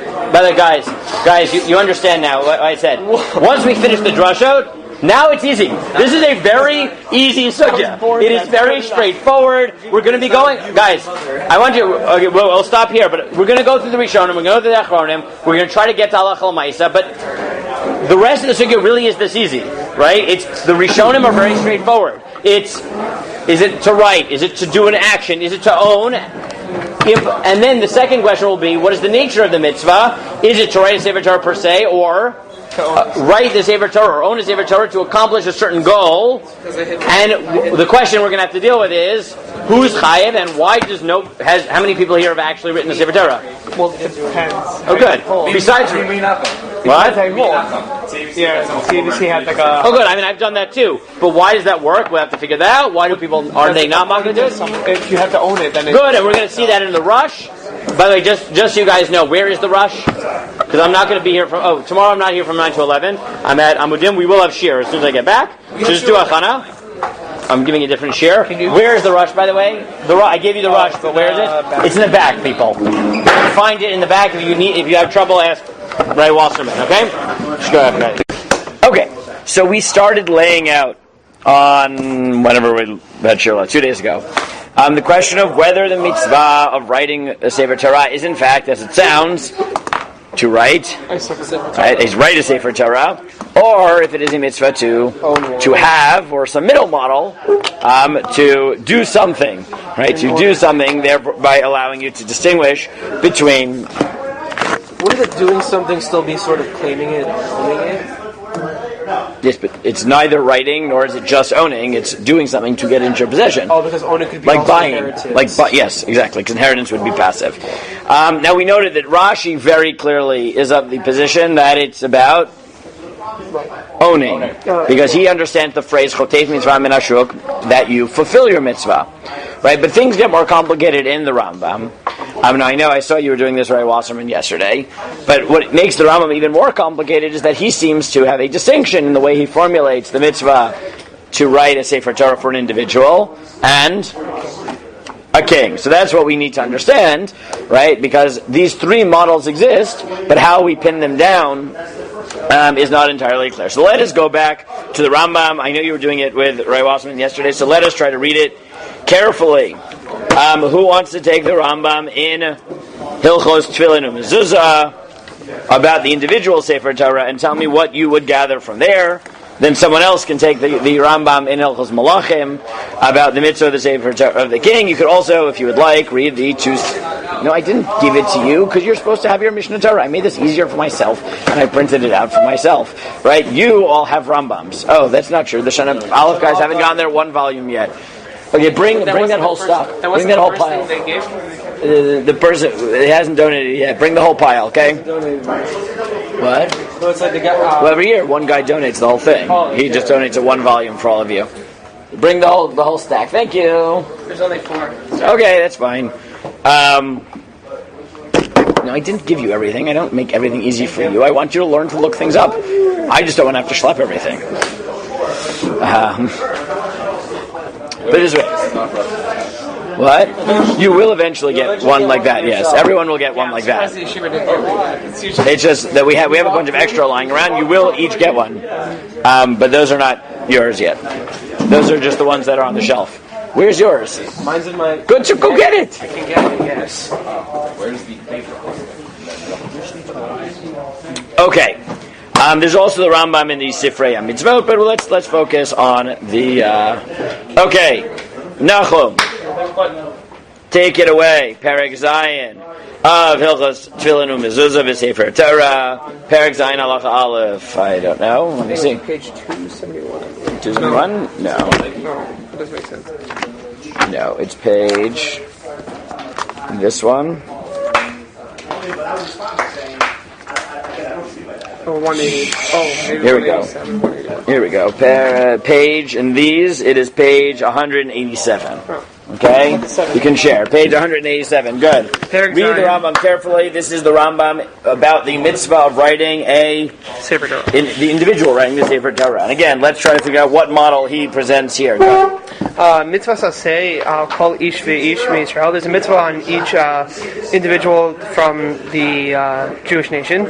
Lichto Sefer Torah la'atzmo, to write a Sefer Torah for himself. Shenemar, that it says, V'ata kasvu lachem es hashir hazos. It's kisvu lachem. Kisvu.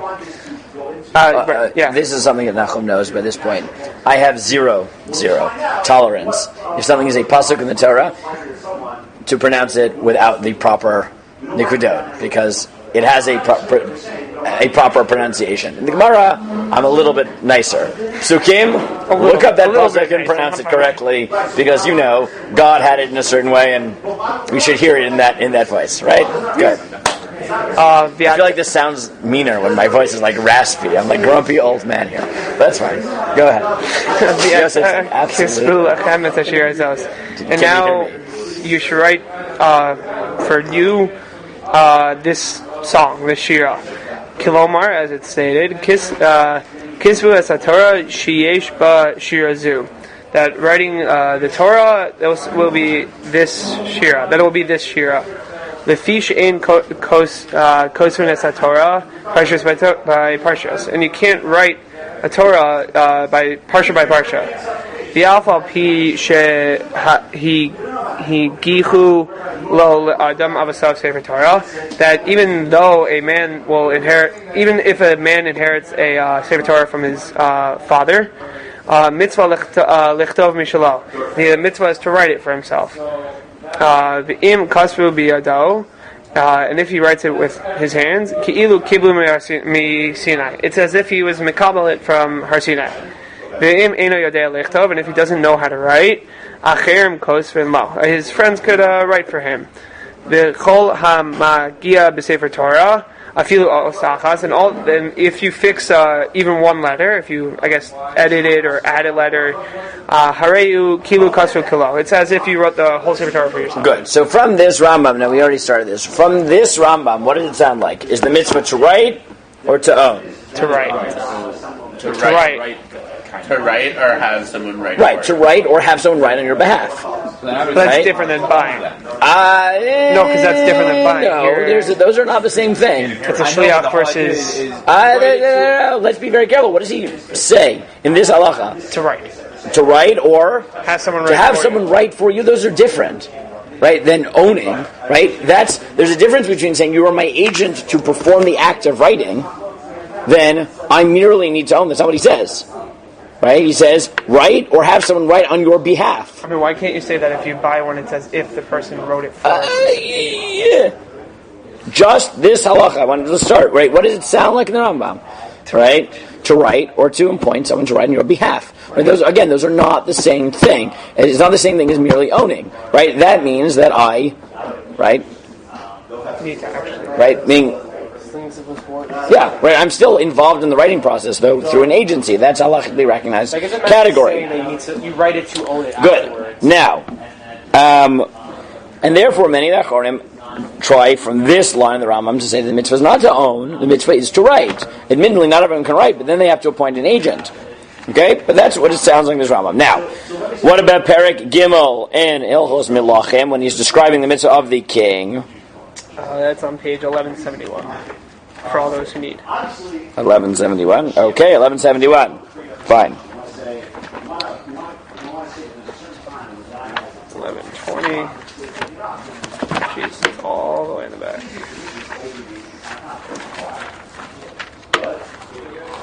And here we are. Yes. The Aishi. Wait, you know what? Maybe this will be even clearer. Did I give you the chinuch? I gave you the chinuch, right? Yes. I gave you the chinuch, right? Look at the chinuch, right? The chinuch of anybody, right? Max, if you want to make it clear, right, why Acharonim read it in this way, look at this formulation of the chinuch, okay? Mitzvah l'chtov kol echad miyisrael sefer Torah latzmo, right? There's a mitzvah. This is on the first page. First page, right here. Right, the chinuch. Who wrote the chinuch? I said, what did these guys say? Someone answer me. No. Who wrote the chinuch? Sefer HaChinuch. Sefer HaChinuch, whatever. That's the name of the sefer. See, you're all being so shy. If you weren't shy, you'd get the right answer. What is your answer? Good, that's the right answer. We don't know. It's anonymous. The answer is we don't know. It is a medieval work. We don't know. Okay? We don't know. There we go. That was the right answer. That's not usually the right answer, but in this case, that is the right answer. And he says, look, Shenitztavenu lichiot lekol ish miYisrael sefer Torah. That everyone should have a Torah. Im kadvo biyado reizem meshubach v'ne'avavot. If you write it, that's the best. Kmo shem zerchon l'racha. Ktavo. Klomar biyado, to write, meaning with your hands. Sinai.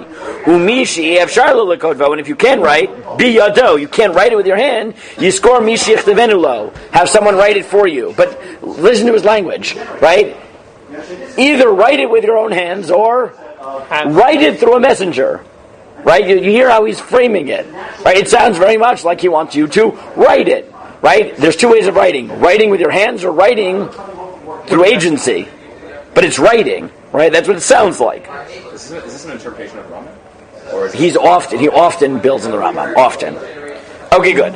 Now, how does the Rambam formulate it in Hilchos Melachim? 1171 for the Java, yeah? The king, the person who's sitting on the throne, Kosev lo Sefer Torah lishmo. He should write a Sefer Torah for himself. Yater al ha-sefer shehaniach lo avsav. It's more than from what he inherited from his father. Umagihu mi sefer ha-azara. I wasn't sure what that ha-azara was. What you mean? There's a Sefer Torah in the Beis Hamikdash, and the way you write it and correct it is based on that. Okay. Al pi Beis Din shel shivim ve'echad, in front of a Beis Din of 71. Im lo hinicho lo avasav sefer, that if he did not inherit one from his father, Osha avad, or he lost it, kosev shnei sefer Torah, he has to write 2 sefer Torah. So what does the Rambam seem to say? Does he have to write it, or is it about owning it? Owning it. Well, both. You have to own one and at least write one. Oh, good. Right. That's I think I would read the Rambam. Right. You have to own 2, one of which you must write. Right. Yeah. And if you don't have one, then you have to write 2. Right. It sort of sounds like that in the Rambam. Right. Right. Well, it kind of seems like he's more weighing in towards the writing part of it, though. Now, who picks up on this diuk? Who picks up on what I just said? That you need to write 1, but you need to own 2. Right. Thank you. Kesef Mishnah. What does the Kesef Mishnah say? Did I give it to you? I did. Yeah. I gave it to you. Right. Read it from Yesh L'Tmoa. Right. That's the second line. Right. What does he say? Who wants to read it? Who's brave? Do you want to read it? Okay. There's no way the recorder will hear you, so you have to pass it down. Okay. Yesh L'Tmoa. Yeah. ויש לתמוע על רבנו שנראה מדבריו שאם הניח לו אביו ספר תורה אינו חייב לכתוב אלא ספר תורה אחד. If he inherited one sefer Torah from his father, he just has to write 1. Yeah. Right, what's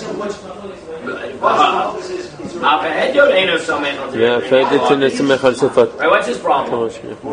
That according to the Rambam, it sounds like, how does the Kesef Mishnah read the Rambam in? How does the Kesef Mishnah read the Rambam in Helchot Sefer Torah? That a normal person, is he Yotzei if he inherits? What? Is he Yotzei if he inherits? Yes. No. Right, he has to write one. So he says, what is he talking about? I don't understand. Doesn't the Rambam think that the mitzvah to have a Sefer Torah is always writing, which means write 2, right? Not 1 and 1, 2. Nobody's Yotzei them. But this is his problem, right? What's the Kesef Mishnah's real problem? The simple pshat in the Gemara is to write 2. No. He doesn't write the... No, be careful. What? He doesn't write this. Right, what seems like it's true from the pshat of the Gemara? That the mitzvah is to write? No, it's a have. What's clear from the pshat of the Gemara is that the obligation, the way the Gemara understands it, remember we saw this, that the obligation of the king is double that of the average person, which implies that whatever is true of one is true of the other. But that's the Kesef Mishnah's problem, right? That he's saying that you have to own 2, but if the king has... Well, meaning, I think what the Kesef Mishnah is getting at is either the mitzvah is to own for both, an individual or in a king, or it's to write both. But what is the split the Rambam makes when the simple pshat in the Gemara is that a Jew has to write a Sefer Torah and a king has to do twice of what everybody else has to do, right? Which implies that whatever the mitzvah is for one, it is for the other, either to own for both or to write for both, but not write and own. Right? That split is weird because that implies that a king doesn't have a double mitzvah; he has 2 separate mitzvot, right? Which is not the simple pshat of the Gemara. So what does he say? You could stretch it. You could push yourself a lomar. Shrabenu mefaresh dechi sheni lo trichel shtei torot hachi kamar. This is how you read it. That the 2, right? What does it mean? Diksani gabe melech shlo yitkael b'shel achirim. Demash medaber zem yuchad lamelech. Anu davka b'sefer Torah shechayav hamelech lichtov nosaf al edyot shlo yismoch al shel aviv. Aval sefer Torah shu chayav bo midin edyot so meichu al shel aviv. Now, he makes a radical claim, which is, maybe the king has to write. Now, if you had to guess, which Sefer Torah does the king have to write? And if you're going to split it, which is already weird, right? Which Sefer Torah would you say you have a mitzvah to write? And which one do you merely have to own? The king? Which one is which? The one that you inherit is the one is the king. Good, I would have said that, right? That if I have 2, the individual has to write, and the king has to write 1 like an individual and then own. Which does the Kesef Mishnah say? The flip. Right? He says the opposite. right? But if that's inherit one and the king has the right. Correct, which is a very, very, very hard read. He's chayiv double of what the average individual Right? is chayiv. Right, that's not how I would have gotten this at all. Right? It says, Al Zirirng chayiv b'dinei hedyot, somech al shel aviv, v'al v'bi shehedyot eino somech al shel aviv, hedyot shayni shemei somech al shel aviv, nimtza shlo yekodev u'zirat Torah klal, al melech al v'bi sheyismoch al shel aviv u'zirat Torah chayiv bo midin hedyot, kevan shu zirat shu chayiv bo midin melech eino somech shel aviv, or yekod u'zirat Torah v'sagi b'achi. And what's his logic? His logic is since the king has two, either way he's going to write one, and therefore he can rely on it. But the logic, right, it's a very strange argument where he seems to think that it's more likely that you can fulfill the mitzvah of the hedyot, right, the regular one, Right. simply by owning it, as opposed to the king's.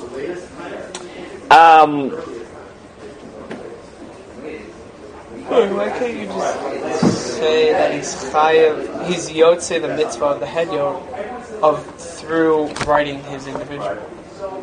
Yeah, well, that's what I would have gone. But the KosherTube doesn't really go in this direction, which is a little bit strange. Right? It's a bit of a hard read. I'll be honest. I think it's a very, very hard read to frame it that way. But when the night starts, I think it would be more likely to frame it the opposite way. Why would you argue the opposite way? Right, so I think the reason you'd argue the opposite way is that despite the language in the Mishnah Torah, which implies that there's a mitzvah to write rather than own, where does the language imply the opposite? In the Sefer HaMitzvot. Right, remember the Sefer HaMitzvot? We read this, yes. Nachum read it 2 days ago. Look at it quickly. Open up the Sefer HaMitzvot. Is there a Sefer HaMitzvot in here? There's not one in here? Is there not one in here? No? In the one volume? No? Okay. Okay, fine. Right, if anything, I would have argued the opposite. Why? Because the Rambam in Mitzvah Yud Zayin and Yud Chet discuss the writing of the Sefer Torah. Let me just read you the beginning. And he writes, HaMitzvah Yud Zayin HaTzivuy Shinstavenu Shekol Melech Yoshev Etzleinu Al Kisei HaMalchut Yichtov Sefer Torah La'atzmo. The king has a mitzvah to write a Sefer Torah. Okay? The mitzvah Yud Chet, he writes, HaTzivuy Shinstavenu She'ei L'chol Zachar Mimenu Sefer Torah La'atzmo. The mitzvah is Sheyehei l'chol zachar mimenu sefer Torah la'atzmo, which is Own. Yeah, sheyehei. You should have it, right? So if I had to divide, I would have divided it Like that. That he could own the one that he inherited and write. the regular person, right? It's about owning, right? No, I can't. Mitzvah Yud Zayin was king. Is Shinstavenu Shekol Melech Yoshev Etzleinu Al Kisei HaMalchut Yichtov Sefer Torah La'atzmo. To write a Sefer Torah. Correct. And the mitzvah Yud Chet is. Wait, sorry. Is that what I just said? Is that what the KosherTube just said? The regular one has to. The regular one has to write. What did I just say? The KosherTube Mishnah says the regular one. Oh, you're right. No. I'm sorry. I take it back. The KosherTube Mishnah it's not necessarily good. I take it back. Right? The KosherTube Mishnah in the Mishnah Torah is a hard read, but in the Sefer Mitzvah it's actually a very good read. Right? Which is that the unique mitzvah of the king is to write, but the mitzvah of the individual is to own. Is that what the Rambam says? No, it's also not what the Rambam says. How do we know? We continued this because the Rambam thinks that even an individual does not. He's not yotze. With what? With inheriting. Well, actually, he doesn't say that explicitly. Right? He says you're yotze by buying, right? But that's different than inheriting. Correct. But inheriting might be different. So it could be that what the Rambam thinks is that the king has to write and the individual merely has to own, or it could be that he never thinks you're yotze, at least the individual, by inheriting, but you are by buying, because at least there's an action. Right? Those are three models, but there you might get this divide between the king and the individual. Now I gave you the Drisha who just summarizes this. You want to read the Drisha? Right, the Drisha summarizes these possibilities and how they play out for halacha. Kichotev mitzvah min hashok. One who buys it's like he snatched the mitzvah from the shok. Right. Toso sham dal hayim. Kichotev mitzvah, that if he snatches the mitzvah, shigazol mitzvah mechaver. It's like he stole the mitzvah from his friend. Im lo shagia she'az be'avera haisa b'yad chavero. That if he doesn't fix it, it's like the Sefer Torah was an avera in the hands of his friend. Because you're not allowed to hold on to Sefer Torah, which is incorrect. Okay, continue. Aval ein lashon chotev min hashuk, but it's not the language of the word chotev min hashuk. Mashma, it applies hachi dehava lei lemeimar. What it's trying to say, chotev mitzvah chavero. I guess this phrase of chotev mitzvah mechaver is trying to say ela mashma ki kona mitzvah b'shok. It's like he was kona the mitzvah, and he doesn't actually steal the mitzvah from the shok. Yeah, but according to Rashi, you're Yotze. He said inami alternate hachi gamar masha koneu mechaveru b'shok. Oh, so it's shebashok moral mekach u'mekar nechsha lo kilu chatfo ve'eina nechsha lo mitzvah. And some say what it means that you steal it is you do not get a mitzvah at all. Right? So remember, now we have all three possibilities, right? We have Rashi who says you fulfill the mitzvah. You have the Drisha who says maybe you don't fulfill the mitzvah at all. And then you have the middle possibility, which is you're Yotze if you buy it, but not if you inherit it. Wait, the Drisha just said like yes. Rashi, though. Nami. Oh, okay. Alternatively. Okay. I'm sorry. Yes. Okay, you're like the fifth person to do this to me. Okay, so I'm on the people can bring multiple possibilities. So don't bring me a contradiction if he says or. Once he says or, right, it could be X or it could be Y. Yes, X contradicts Y because there are two possibilities. Thank you. Okay. Now let's move to the next question, right? So now we've seen the three possibilities. Is a mitzvah to write, mitzvah to own, mitzvah at least to do something, right? Buy versus inherit, the minchas chinuch argument. Wait a minute, why can't we say that he's Yotze? By the way, if you just want to see the minchas chinuch inside, look at the page 5 that I gave you here. Right here, again, I printed it out. I'm still being nice to you guys. I don't know why I'm doing this. Right?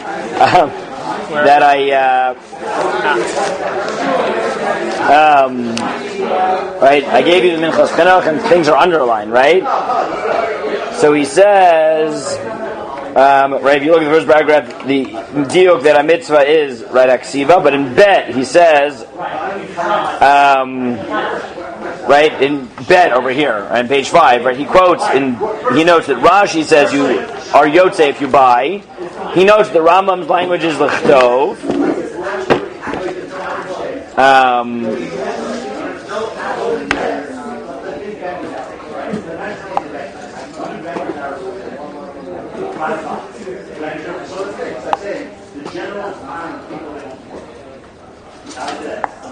Wait, so we said the king has the chiyuv to write two servers? You know what? I won't read them in Chazak. He summarizes a lot of what we said. Well, let's try to get the fundamentals down first. Yeah. We said that the king is chiyuv to write. According to the Kesef Mishnah, he's chiyuv to own two, one of which he writes. Why can't we say he's allowed to inherit one? But he has to write the other one. Yes. Okay. Now let's go back to this. Okay, let's go back to section 3 here. Okay. So that's one question, is the writing. The next question is, okay, what is the purpose of this mitzvah and does it affect the halacha? Now this is always a tricky question because there is often a divide between the philosophy of the mitzvah and its... Yosef's not going to like me if I use this phrase, but okay. Its juridical applications. Oh, that's why I wouldn't like it. Yes, so I'll try that again. There is often a divide between the why and the what of the mitzvah. Is that easier? The vos and the farvos. Yes, the vos and the farvos, to use brisker terminology. Meaning, sometimes there's a gap that the philosophy of mitzvah is whatever it is, but that doesn't necessarily affect the halacha. Sometimes the why affects the what. Okay? So what we need to do in the next section is figure out what is the why, and does the why affect the what? See, this is why I use fancy language, because now it just sounds like it's ridiculous, right? Okay? Doesn't it sound ridiculous? We got to figure out the philosophy of the mitzvah and figure out whether that affects its application. You know what he meant when he said the mitzvah? Okay? Exactly. So I'm not the only one. Right, I'll try it again. We have to figure out the philosophy of the mitzvah and figure out whether that affects its application. Good. Why must one write/own a Sefer Torah? To learn from it. So one is to say to learn from it. Why else? To teach from it. Well, According to the okay, go to the Rambam to learn the Shira. Good, yeah. According to the king, it's to teach Bnei Yisrael. Being able to still have it. Right. Okay, part of it may just be no. Like it's not about the result. The process is important. Like the writing, it's independent of learning from it. Like the act of writing a Sefer Torah or having a Sefer Torah, right, is important because what? If we never wrote it or kept it, we lose it. Yeah, whatever, right? Right? One way of understanding is that it's important because we want you to learn. The other is no, like we want there to be Sifrei Torah. We want you to be engaged in the process of Sifrei Torah, right? It's not about whether you're going to learn from it or not. It's about there being Sifrei Torah around. What's the point of having Sefer Torah if you're not going to learn from it? I'm like saying the point is to have them there. But thank you. Remember the pasuk we learned it from? Yeah. Va'ata kisvu lachem et shira You're not going to learn from zot. it. You're not going to know that pasuk. Obviously, it's better to learn from it. You have to learn, right? But how? I'll give you an example. Yes, it's better to have them around. Correct. Well, let me give you an example. If you're sitting in your house, right, and you're about to do an avera, and then your Sefer Torah, you remember that you have a Sefer Torah sitting right in front of you, right? Or not you, somebody else, not Nachum, right? Somebody who's like, a decent Jew, but is sometimes sinful like everybody else. So he's sitting down to watch TV, and his Sefer Torah is in the room where he watches TV. Might that help him sway him to watching certain types of programming instead of others? There could be such benefits. Now, well, I thought you're not supposed to have a Sefer Torah in your house. if everyone owns a Sefer Torah, you should. I thought you were going to say, I thought you're not supposed to have a television in your house. That's more likely than the other one. That's a whole different cheer. That was not what I was expecting. If the two options were TV and Sefer Torah, which one of those you were giving up on? No, I know you're not supposed to. You're not supposed to have a TV in your house. I didn't say you shouldn't, but if I had to give up on one, it was the TV, not the Torah. Without saying. What? The TV goes without saying. Oh, that's so from. Okay. So good. The cabinet TV is where you put your Torah instead. I'm not, by the way, putting my name behind that. I'm just saying I will put my name behind it. That if I had to give up either a Torah or a TV, TV is going. I happen not to have either a TV or a Torah in my house, right? I haven't had both, so I got rid of the TV. There you go. There you go. Okay, good. So let's look at the. And now, what I want you to do is the following: as we go to the next sources, I want you to ask the following questions. Right? What is the philosophy of the mitzvah based on the sources we're going to read? And again, how might that play itself out halakhically if you think the why and the what are linked? So let's go to the. Now I know that Max already knows the answer to this because he intuited it during Seder, but let's now play it out. So, Sefer HaChinuch. Go to the Shorsha Mitzvah of the Chinuch, right? The rationale for the mitzvah that he presents. Who wants to read it? I'll go again, I guess. Not Nachum. I love hearing your voice, Nachum, but someone else has to put their neck out there. Oh, good. Here, pass it. We won't say who it is. No one will know. Okay? Go Daniel.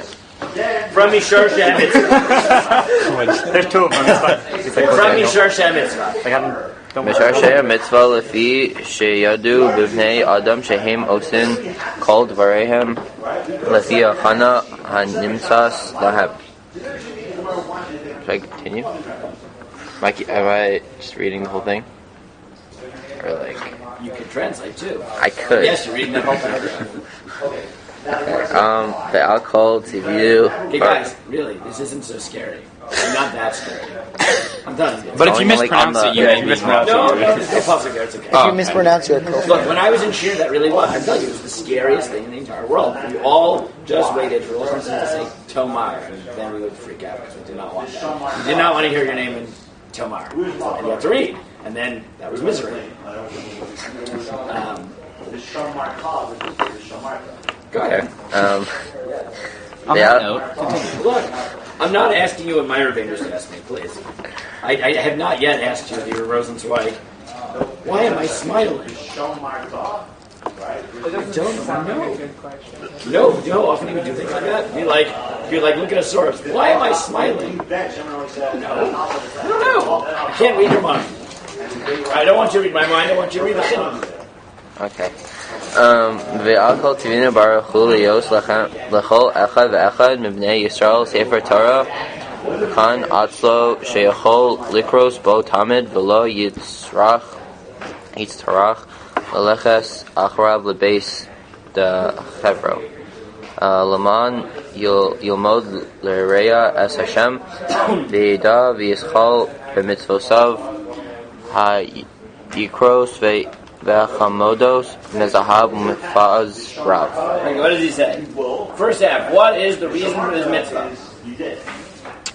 So that all of the people know what you have to do. You have to know these. You have to know these words. To read a book, they've been sitting in their house. Then if they have to go next door, and therefore people are more likely to read the Torah. And if they read the Torah, they will keep the mitzvahs. Yeah. So part one is, why does the chinuch say there's a mitzvah right to say for Torah? You're more likely to do the mitzvah. To learn it. Okay. Right? Good. Hold that. Nachum, hold that thought. What do you say? What? Well, let's be careful. It has something to do with learning, but he's a bit vague because it's not that it's to learn. Okay. Next line.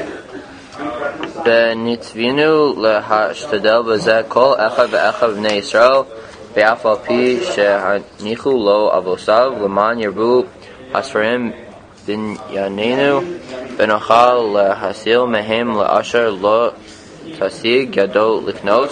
Then he asked Nachum's question, which is, wait a second. If it's about learning or being around to learn, then why does it matter whether you wrote it or learn it. You bought it? Bought it. Now what does he say? What does he say? No. You read it. What does he say? What's his answer to that question?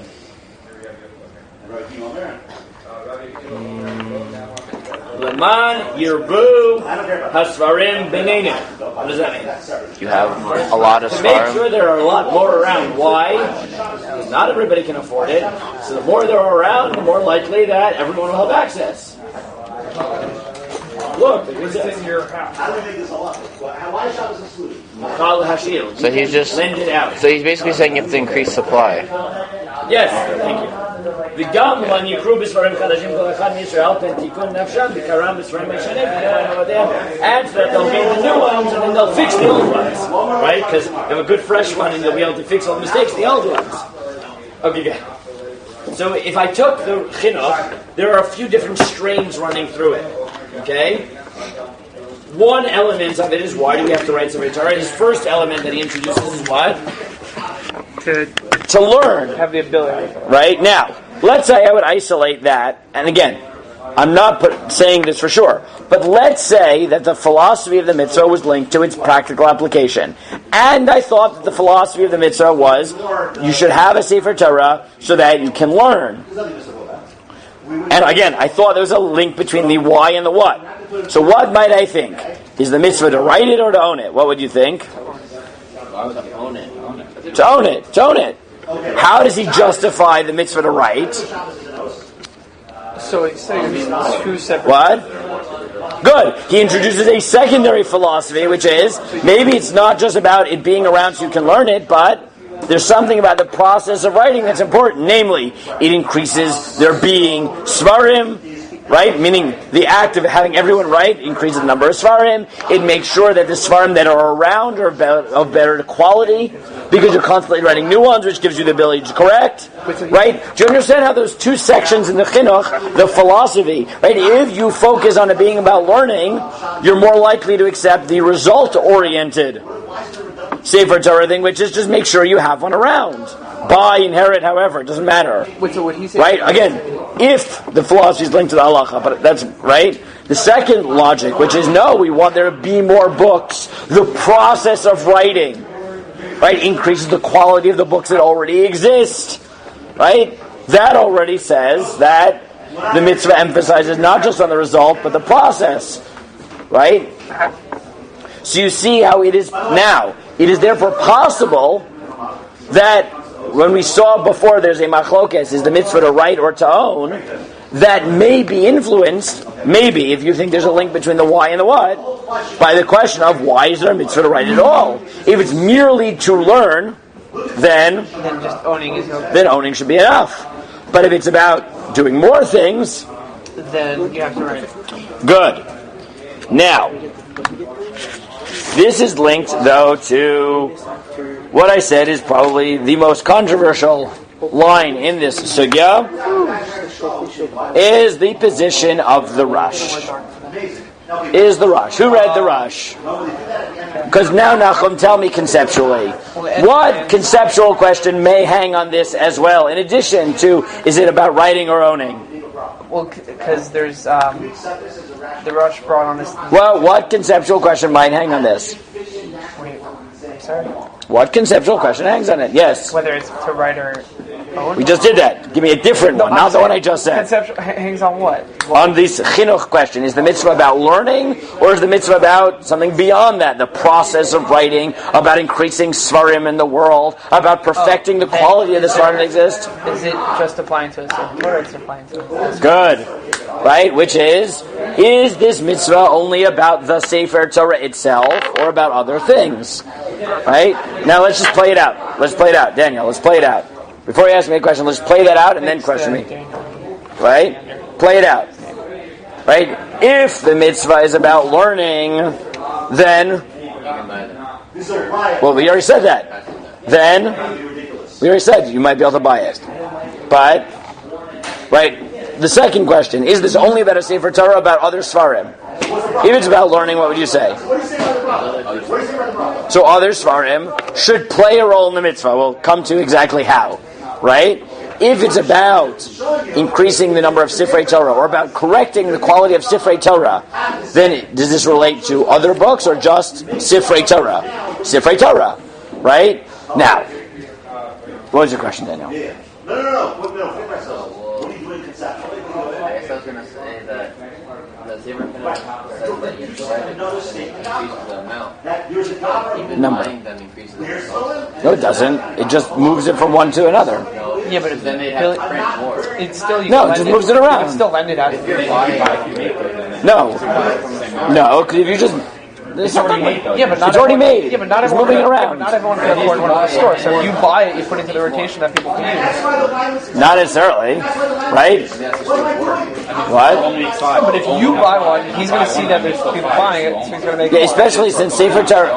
Right, think about it. Especially Sefer Torah are very expensive, right? It's not like, oh, I bought one. Sefer Torah aren't. There is very few stores in the world that stock Sefer Torah. Adayom, right? It's not how this works. It's not like I buy it in the store and now they have to make another one. No, they're commissioned because they're ridiculously expensive, right? That's true of like 62 fetal cows to make one stand inside. You have to own one. Personally, it's still empty.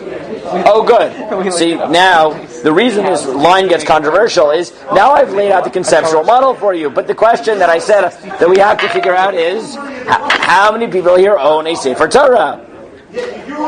Why not? Where is your Sefer Torah? Bums, all of you. Right? My grandfather donated one to a shul in Minnesota.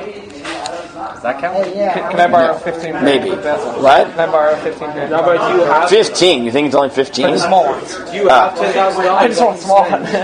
To buy a Sefer Torah. I don't need a big one. I just want the small I'll go get my own. Speak for yourself. I'll go write it. Good. Now this all hangs on this rush. So everyone turn to the rush. Turn to the rush. Who's the rush? What is his name? Asher. Thank you. Baruch Hashem, I've said that enough times, you got it. Rabbeinu Asher. Thank you. It says that. Okay, you can read. That's also a plus. I don't care. Read, that's good too. Good. Someone read the rush for me. The line, the specific. Yes, rush to the rush, run to the run, blah, blah, blah. What? From the beginning. You can read from that line. Blah, blah, that's fine. You volunteered, didn't you? No, it's fine. Who else wants to read the rush? Gavi, you want to read the rush? Okay, here. Aval והעדנה שכותבים ספר תורה ומניחים אותו בבתי כנסיות לקרוא בו ברבים. Now, when we write a Sefer Torah and then we leave it in shul to read it publicly, mitzvat asehi al kol ish Yisrael asher yado mashkat nichtav chumshei Torah. Right, it's mitzvah to say on every person whose handwriting is good to write Chumashim, Mishnah, Gemara, Pirushim, and Mishnah, Gemara, and commentaries, Lagot Bahen Huvanav, and then to study them, him and his kids. Ki mitzvat ketivat haTorah hi lomod ba, because the mitzvah of writing a Torah is to learn from it. Perfect. Good. So, the Rosh is very clear. What does he think the purpose of the mitzvah is? To learn it. To learn. Therefore, what does he therefore introduce? The part of the mitzvah is what? Other Svarim. Other Svarim. What is the ambiguity now in the Rosh? And this is the $1 million halachic question in the Rosh, which is the word aval.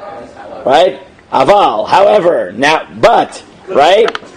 What are the two ways of reading the Rosh? And these are very different ways of reading the Rosh. As whether the mitzvah... Thank you. Either aval, which is the mitzvah is only to learn. Once the only way to learn was with the Sefer Torah, but nowadays all you need is Svarim. What's the other way? Or you have to write a Torah and correct. The other one is no, it's insufficient. Nowadays, right? It is insufficient now. Textually and logically. Which of those reads do you think is more likely?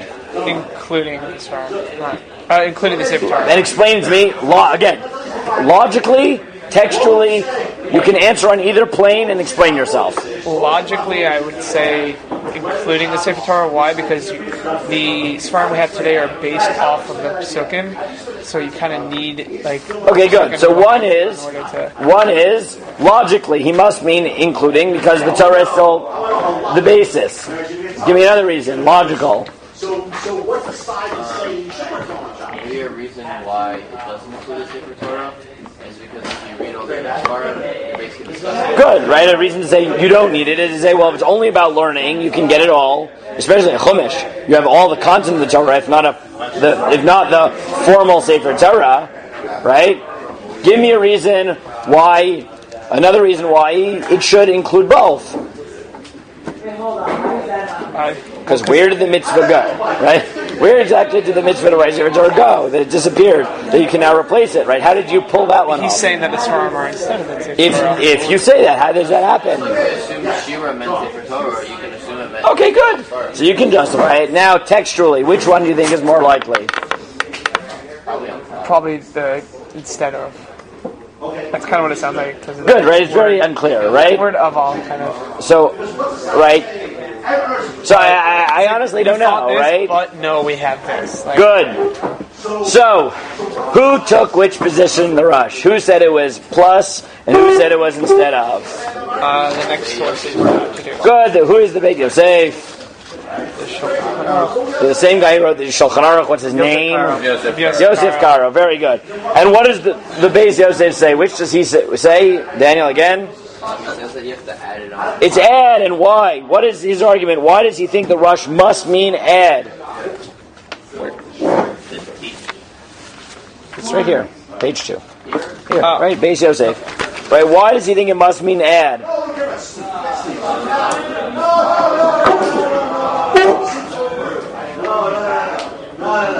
of the wording. Because you can't get rid of the mitzvah of writing the Torah. Well, let's see. He has more than one reason, right? What's his reason? Something with generation. He says, "Yesh lanu heyach ba harash liftar la'adam mitzvat k'tivat sefer Torah." It cannot be, right? How could he exempt you from writing a Torah? Ulachlifa b'chumashim mishnayot gemarot u'perushin, and replace it with other books. Sharei lo talat amachiluk ben adorot larishonim ledorot alalu ella שבדורות הללו אין לומדים בהן אלא מניחים בבית הכנסת לקרות בהם ברבים. ואם כן הווה ללמד שגם עכשיו חייבים לכתוב ספרי תורה וילמדו בהם כשם שלומדים בדורות הראשונים לא פוטרו מצוות כתיבה בתורה. His logic is, right, what is his logic? So that's actually not what he said here first, is his argument is partially simply because look at what the Rosh says. He says the problem is that the Sefer Torah sits in shul, right? And therefore he says, how do you read the Rosh? The Rosh is saying, look, you're Yotzer mitzvah Sefer Torah by writing the Sefer Torah, but most people keep the Sefer Torah in shul. So if you want to get the goal of the mitzvah, which is to learn, then you got to keep some books at home, even if the Sefer Torah is in shul. Right? So it's more the second argument seems to be, right? Logically, though. Right? Really...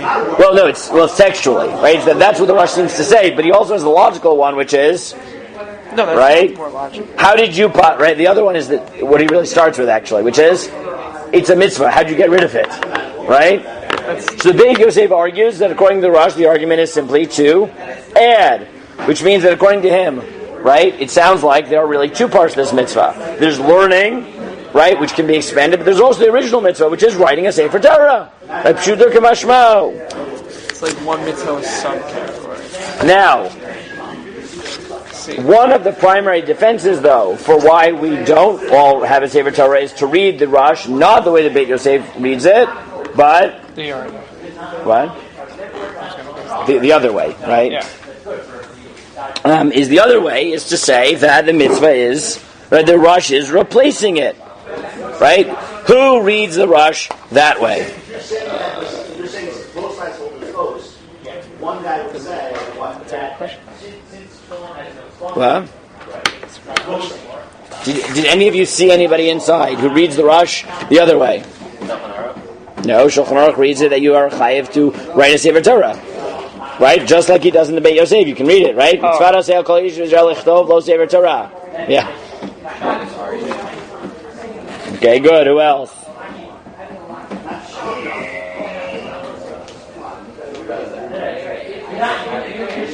Well, let's start with the Perushim on the Shulchan Aruch because they're more succinct. Then we'll look at the Shagazai. It's a bit longer. Mishnah Berurah. Doesn't write on Yeridea. Nice try. Oh. So look at the Shach and look at the Taz on page 4. Page 4, Taz, right? This I actually thought was better. I was going to make you a source sheet, but I actually like that you have the page. Okay, this was part of what I wanted to do it. So before I forget, right? This is a page of Shulchan Aruch. I know this is like I would say this is simple, but I know most people actually don't know this. Okay, this is a page of Shulchan Aruch. Okay, in the middle is Shulchan Aruch. Shulchan Aruch. Thank you. In the Rashi script, in the middle is the Ramah. Good. This is Yeridea. So the two main commentaries on Yeridea are the Taz and the Shach. Right? Who are they?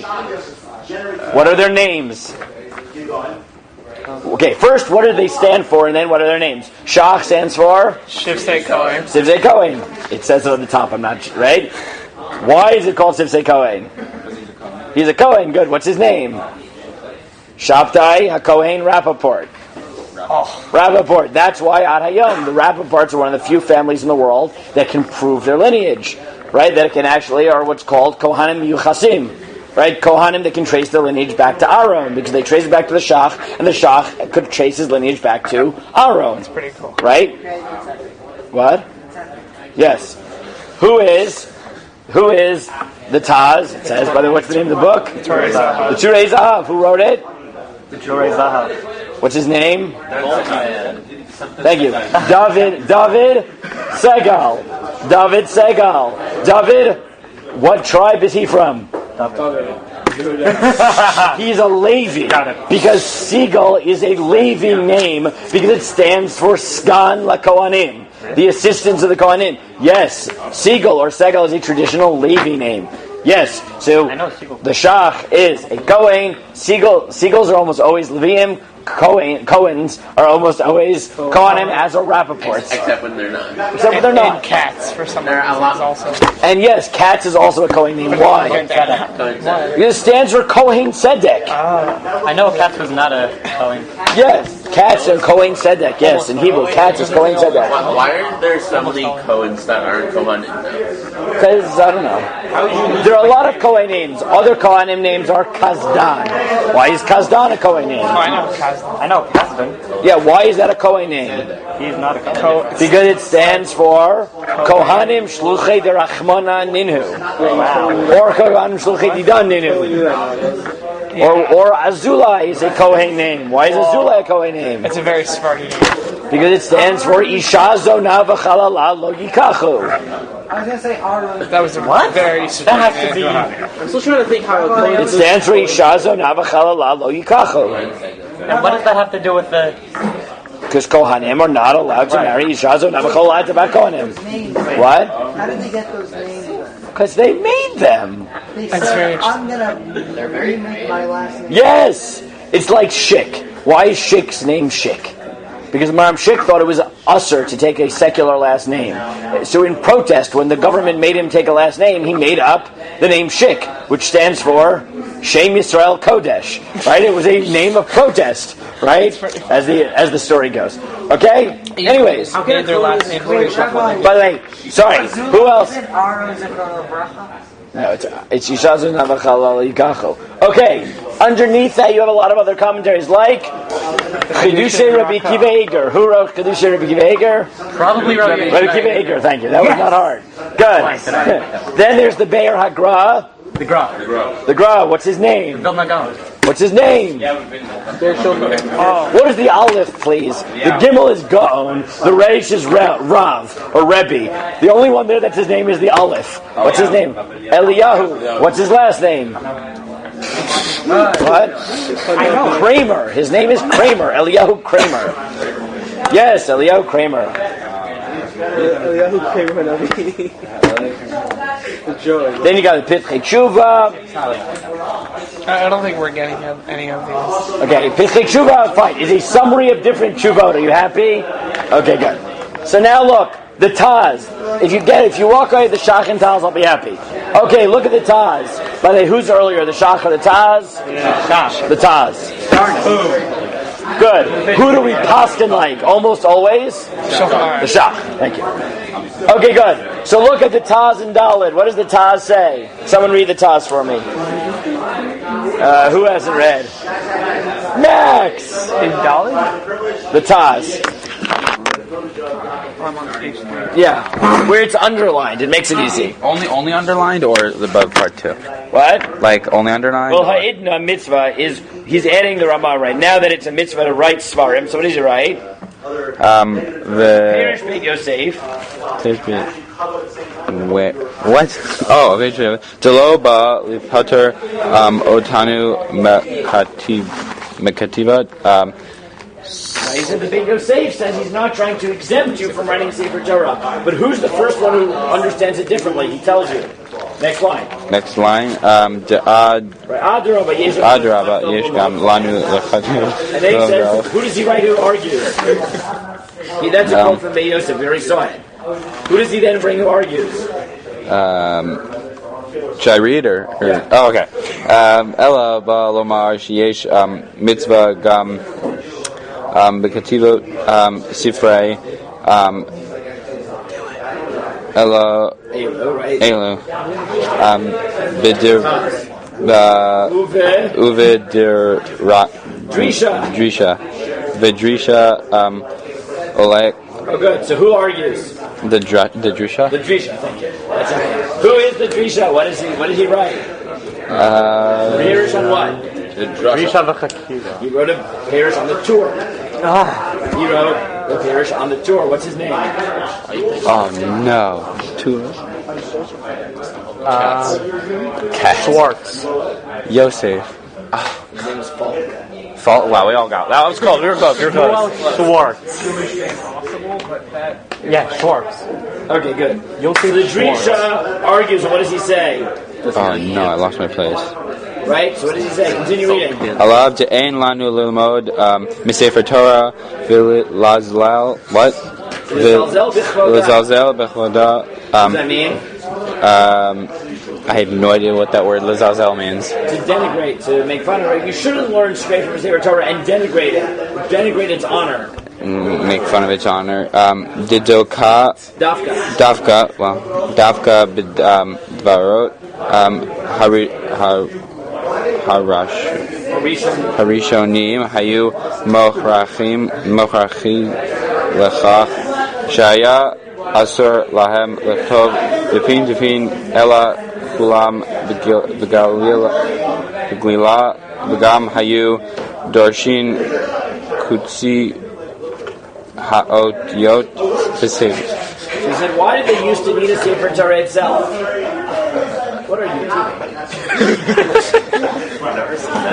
What? Anyways, what did he say? That it's usher to. Beautiful. He said what?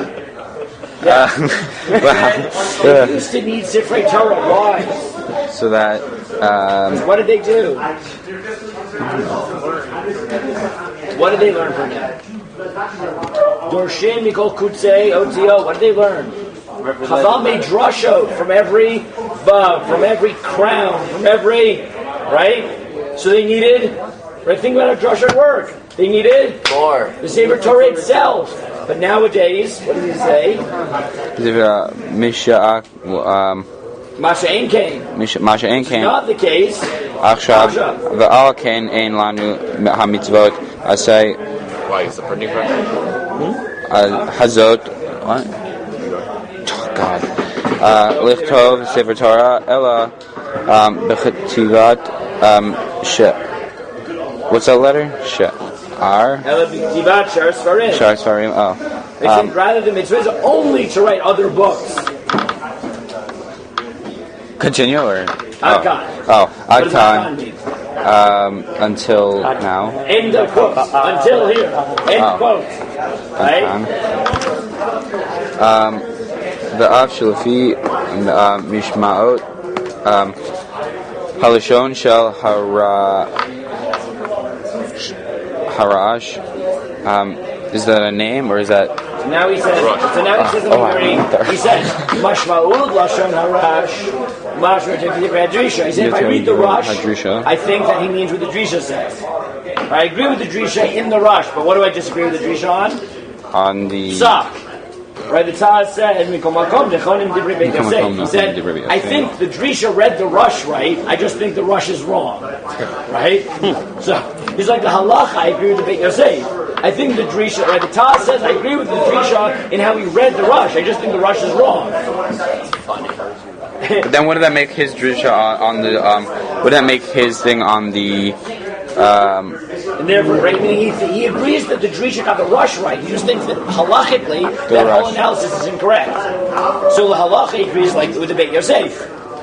So okay. Right, meaning there's two arguments. What does the Rush mean? The second is do we paskin like him? The Drisha thinks the Rush means you only need to write books. The Taz says the Rush means you only need to write books. But he says we don't paskin that way. The Beit Yosef says the Rush didn't even say that. Okay. Right? But la halacha the Taz, so la halacha, according to the Shulchan Aruch, do you have to write your own Sefer Torah? Yes. According to the Rush, according to the Taz? No, but according to the Taz himself? Yes. Right? Brilliant. Right? Alright, my brain is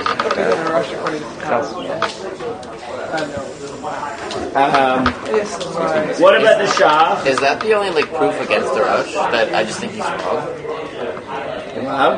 Is he the only one that just says we don't follow this because I think he's wrong? Well, or is there anyone else that I say he's wrong too. There you go. Boom. Right? That's all we need. I'm bringing back to you. Okay, now what does the Shah? What does the Shah say? So the Shah quotes the Pre-Shah, right?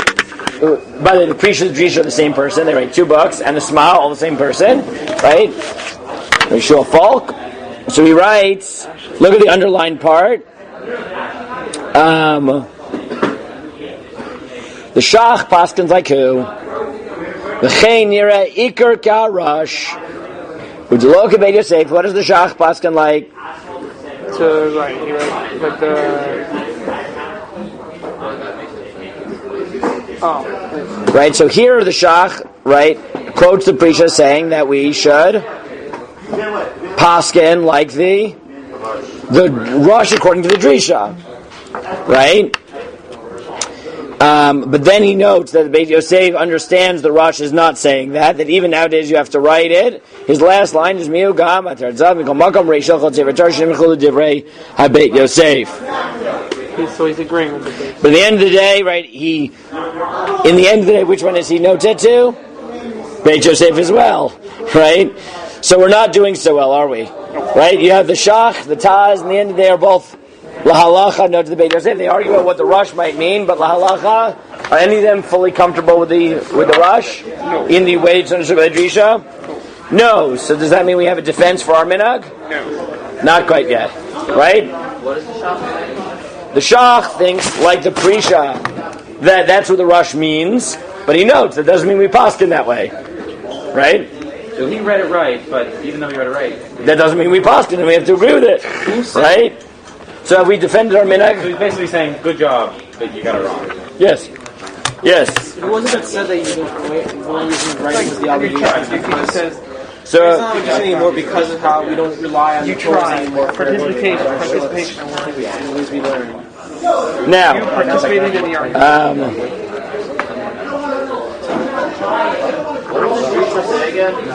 What? The Drisha said that the Rosh said you only have to have Svarim and not the Sefer Torah. The Taz agrees that's what the Rosh means. He just doesn't think we paskin that way.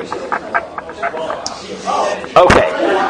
What we'll do, I guess, on Sunday then is or Monday, because Yaakov's going to make Chabur on Sunday. So we'll look at the Shagas Aryeh. The Shagas Aryeh also deals with this. Coming in on Sunday. He was supposed to give us today. I know. Right? The next attempt we'll see at defending this is the Shagas Aryeh. So try to read the Shagas Aryeh here, page 7. Right? Again, the underlines should help you. The arrows should help you. So we're going to try to do the Shagas Aryeh, and then we're also going to try to do the next question, which is, are women obligated in this? Which may hang on this previous question, because are women chayiv in Talmud Torah the way men are? No. What? Yeah, but then there's... Yes, but they derived. Also, why would they But there's a drasha. Thank you. Good. If you want to know why women aren't chayiv in Talmud Torah the way men are, look at Kedushin Daf Kaf Tes Amud Aleph. Also, it says every... I'm in bed. I'm in bed, It actually. says every male. Every man. What time is it? I think it's right. It's 11:15. Yeah, okay, good. Fine, guys, take a break until whenever Ginsburg does his thing.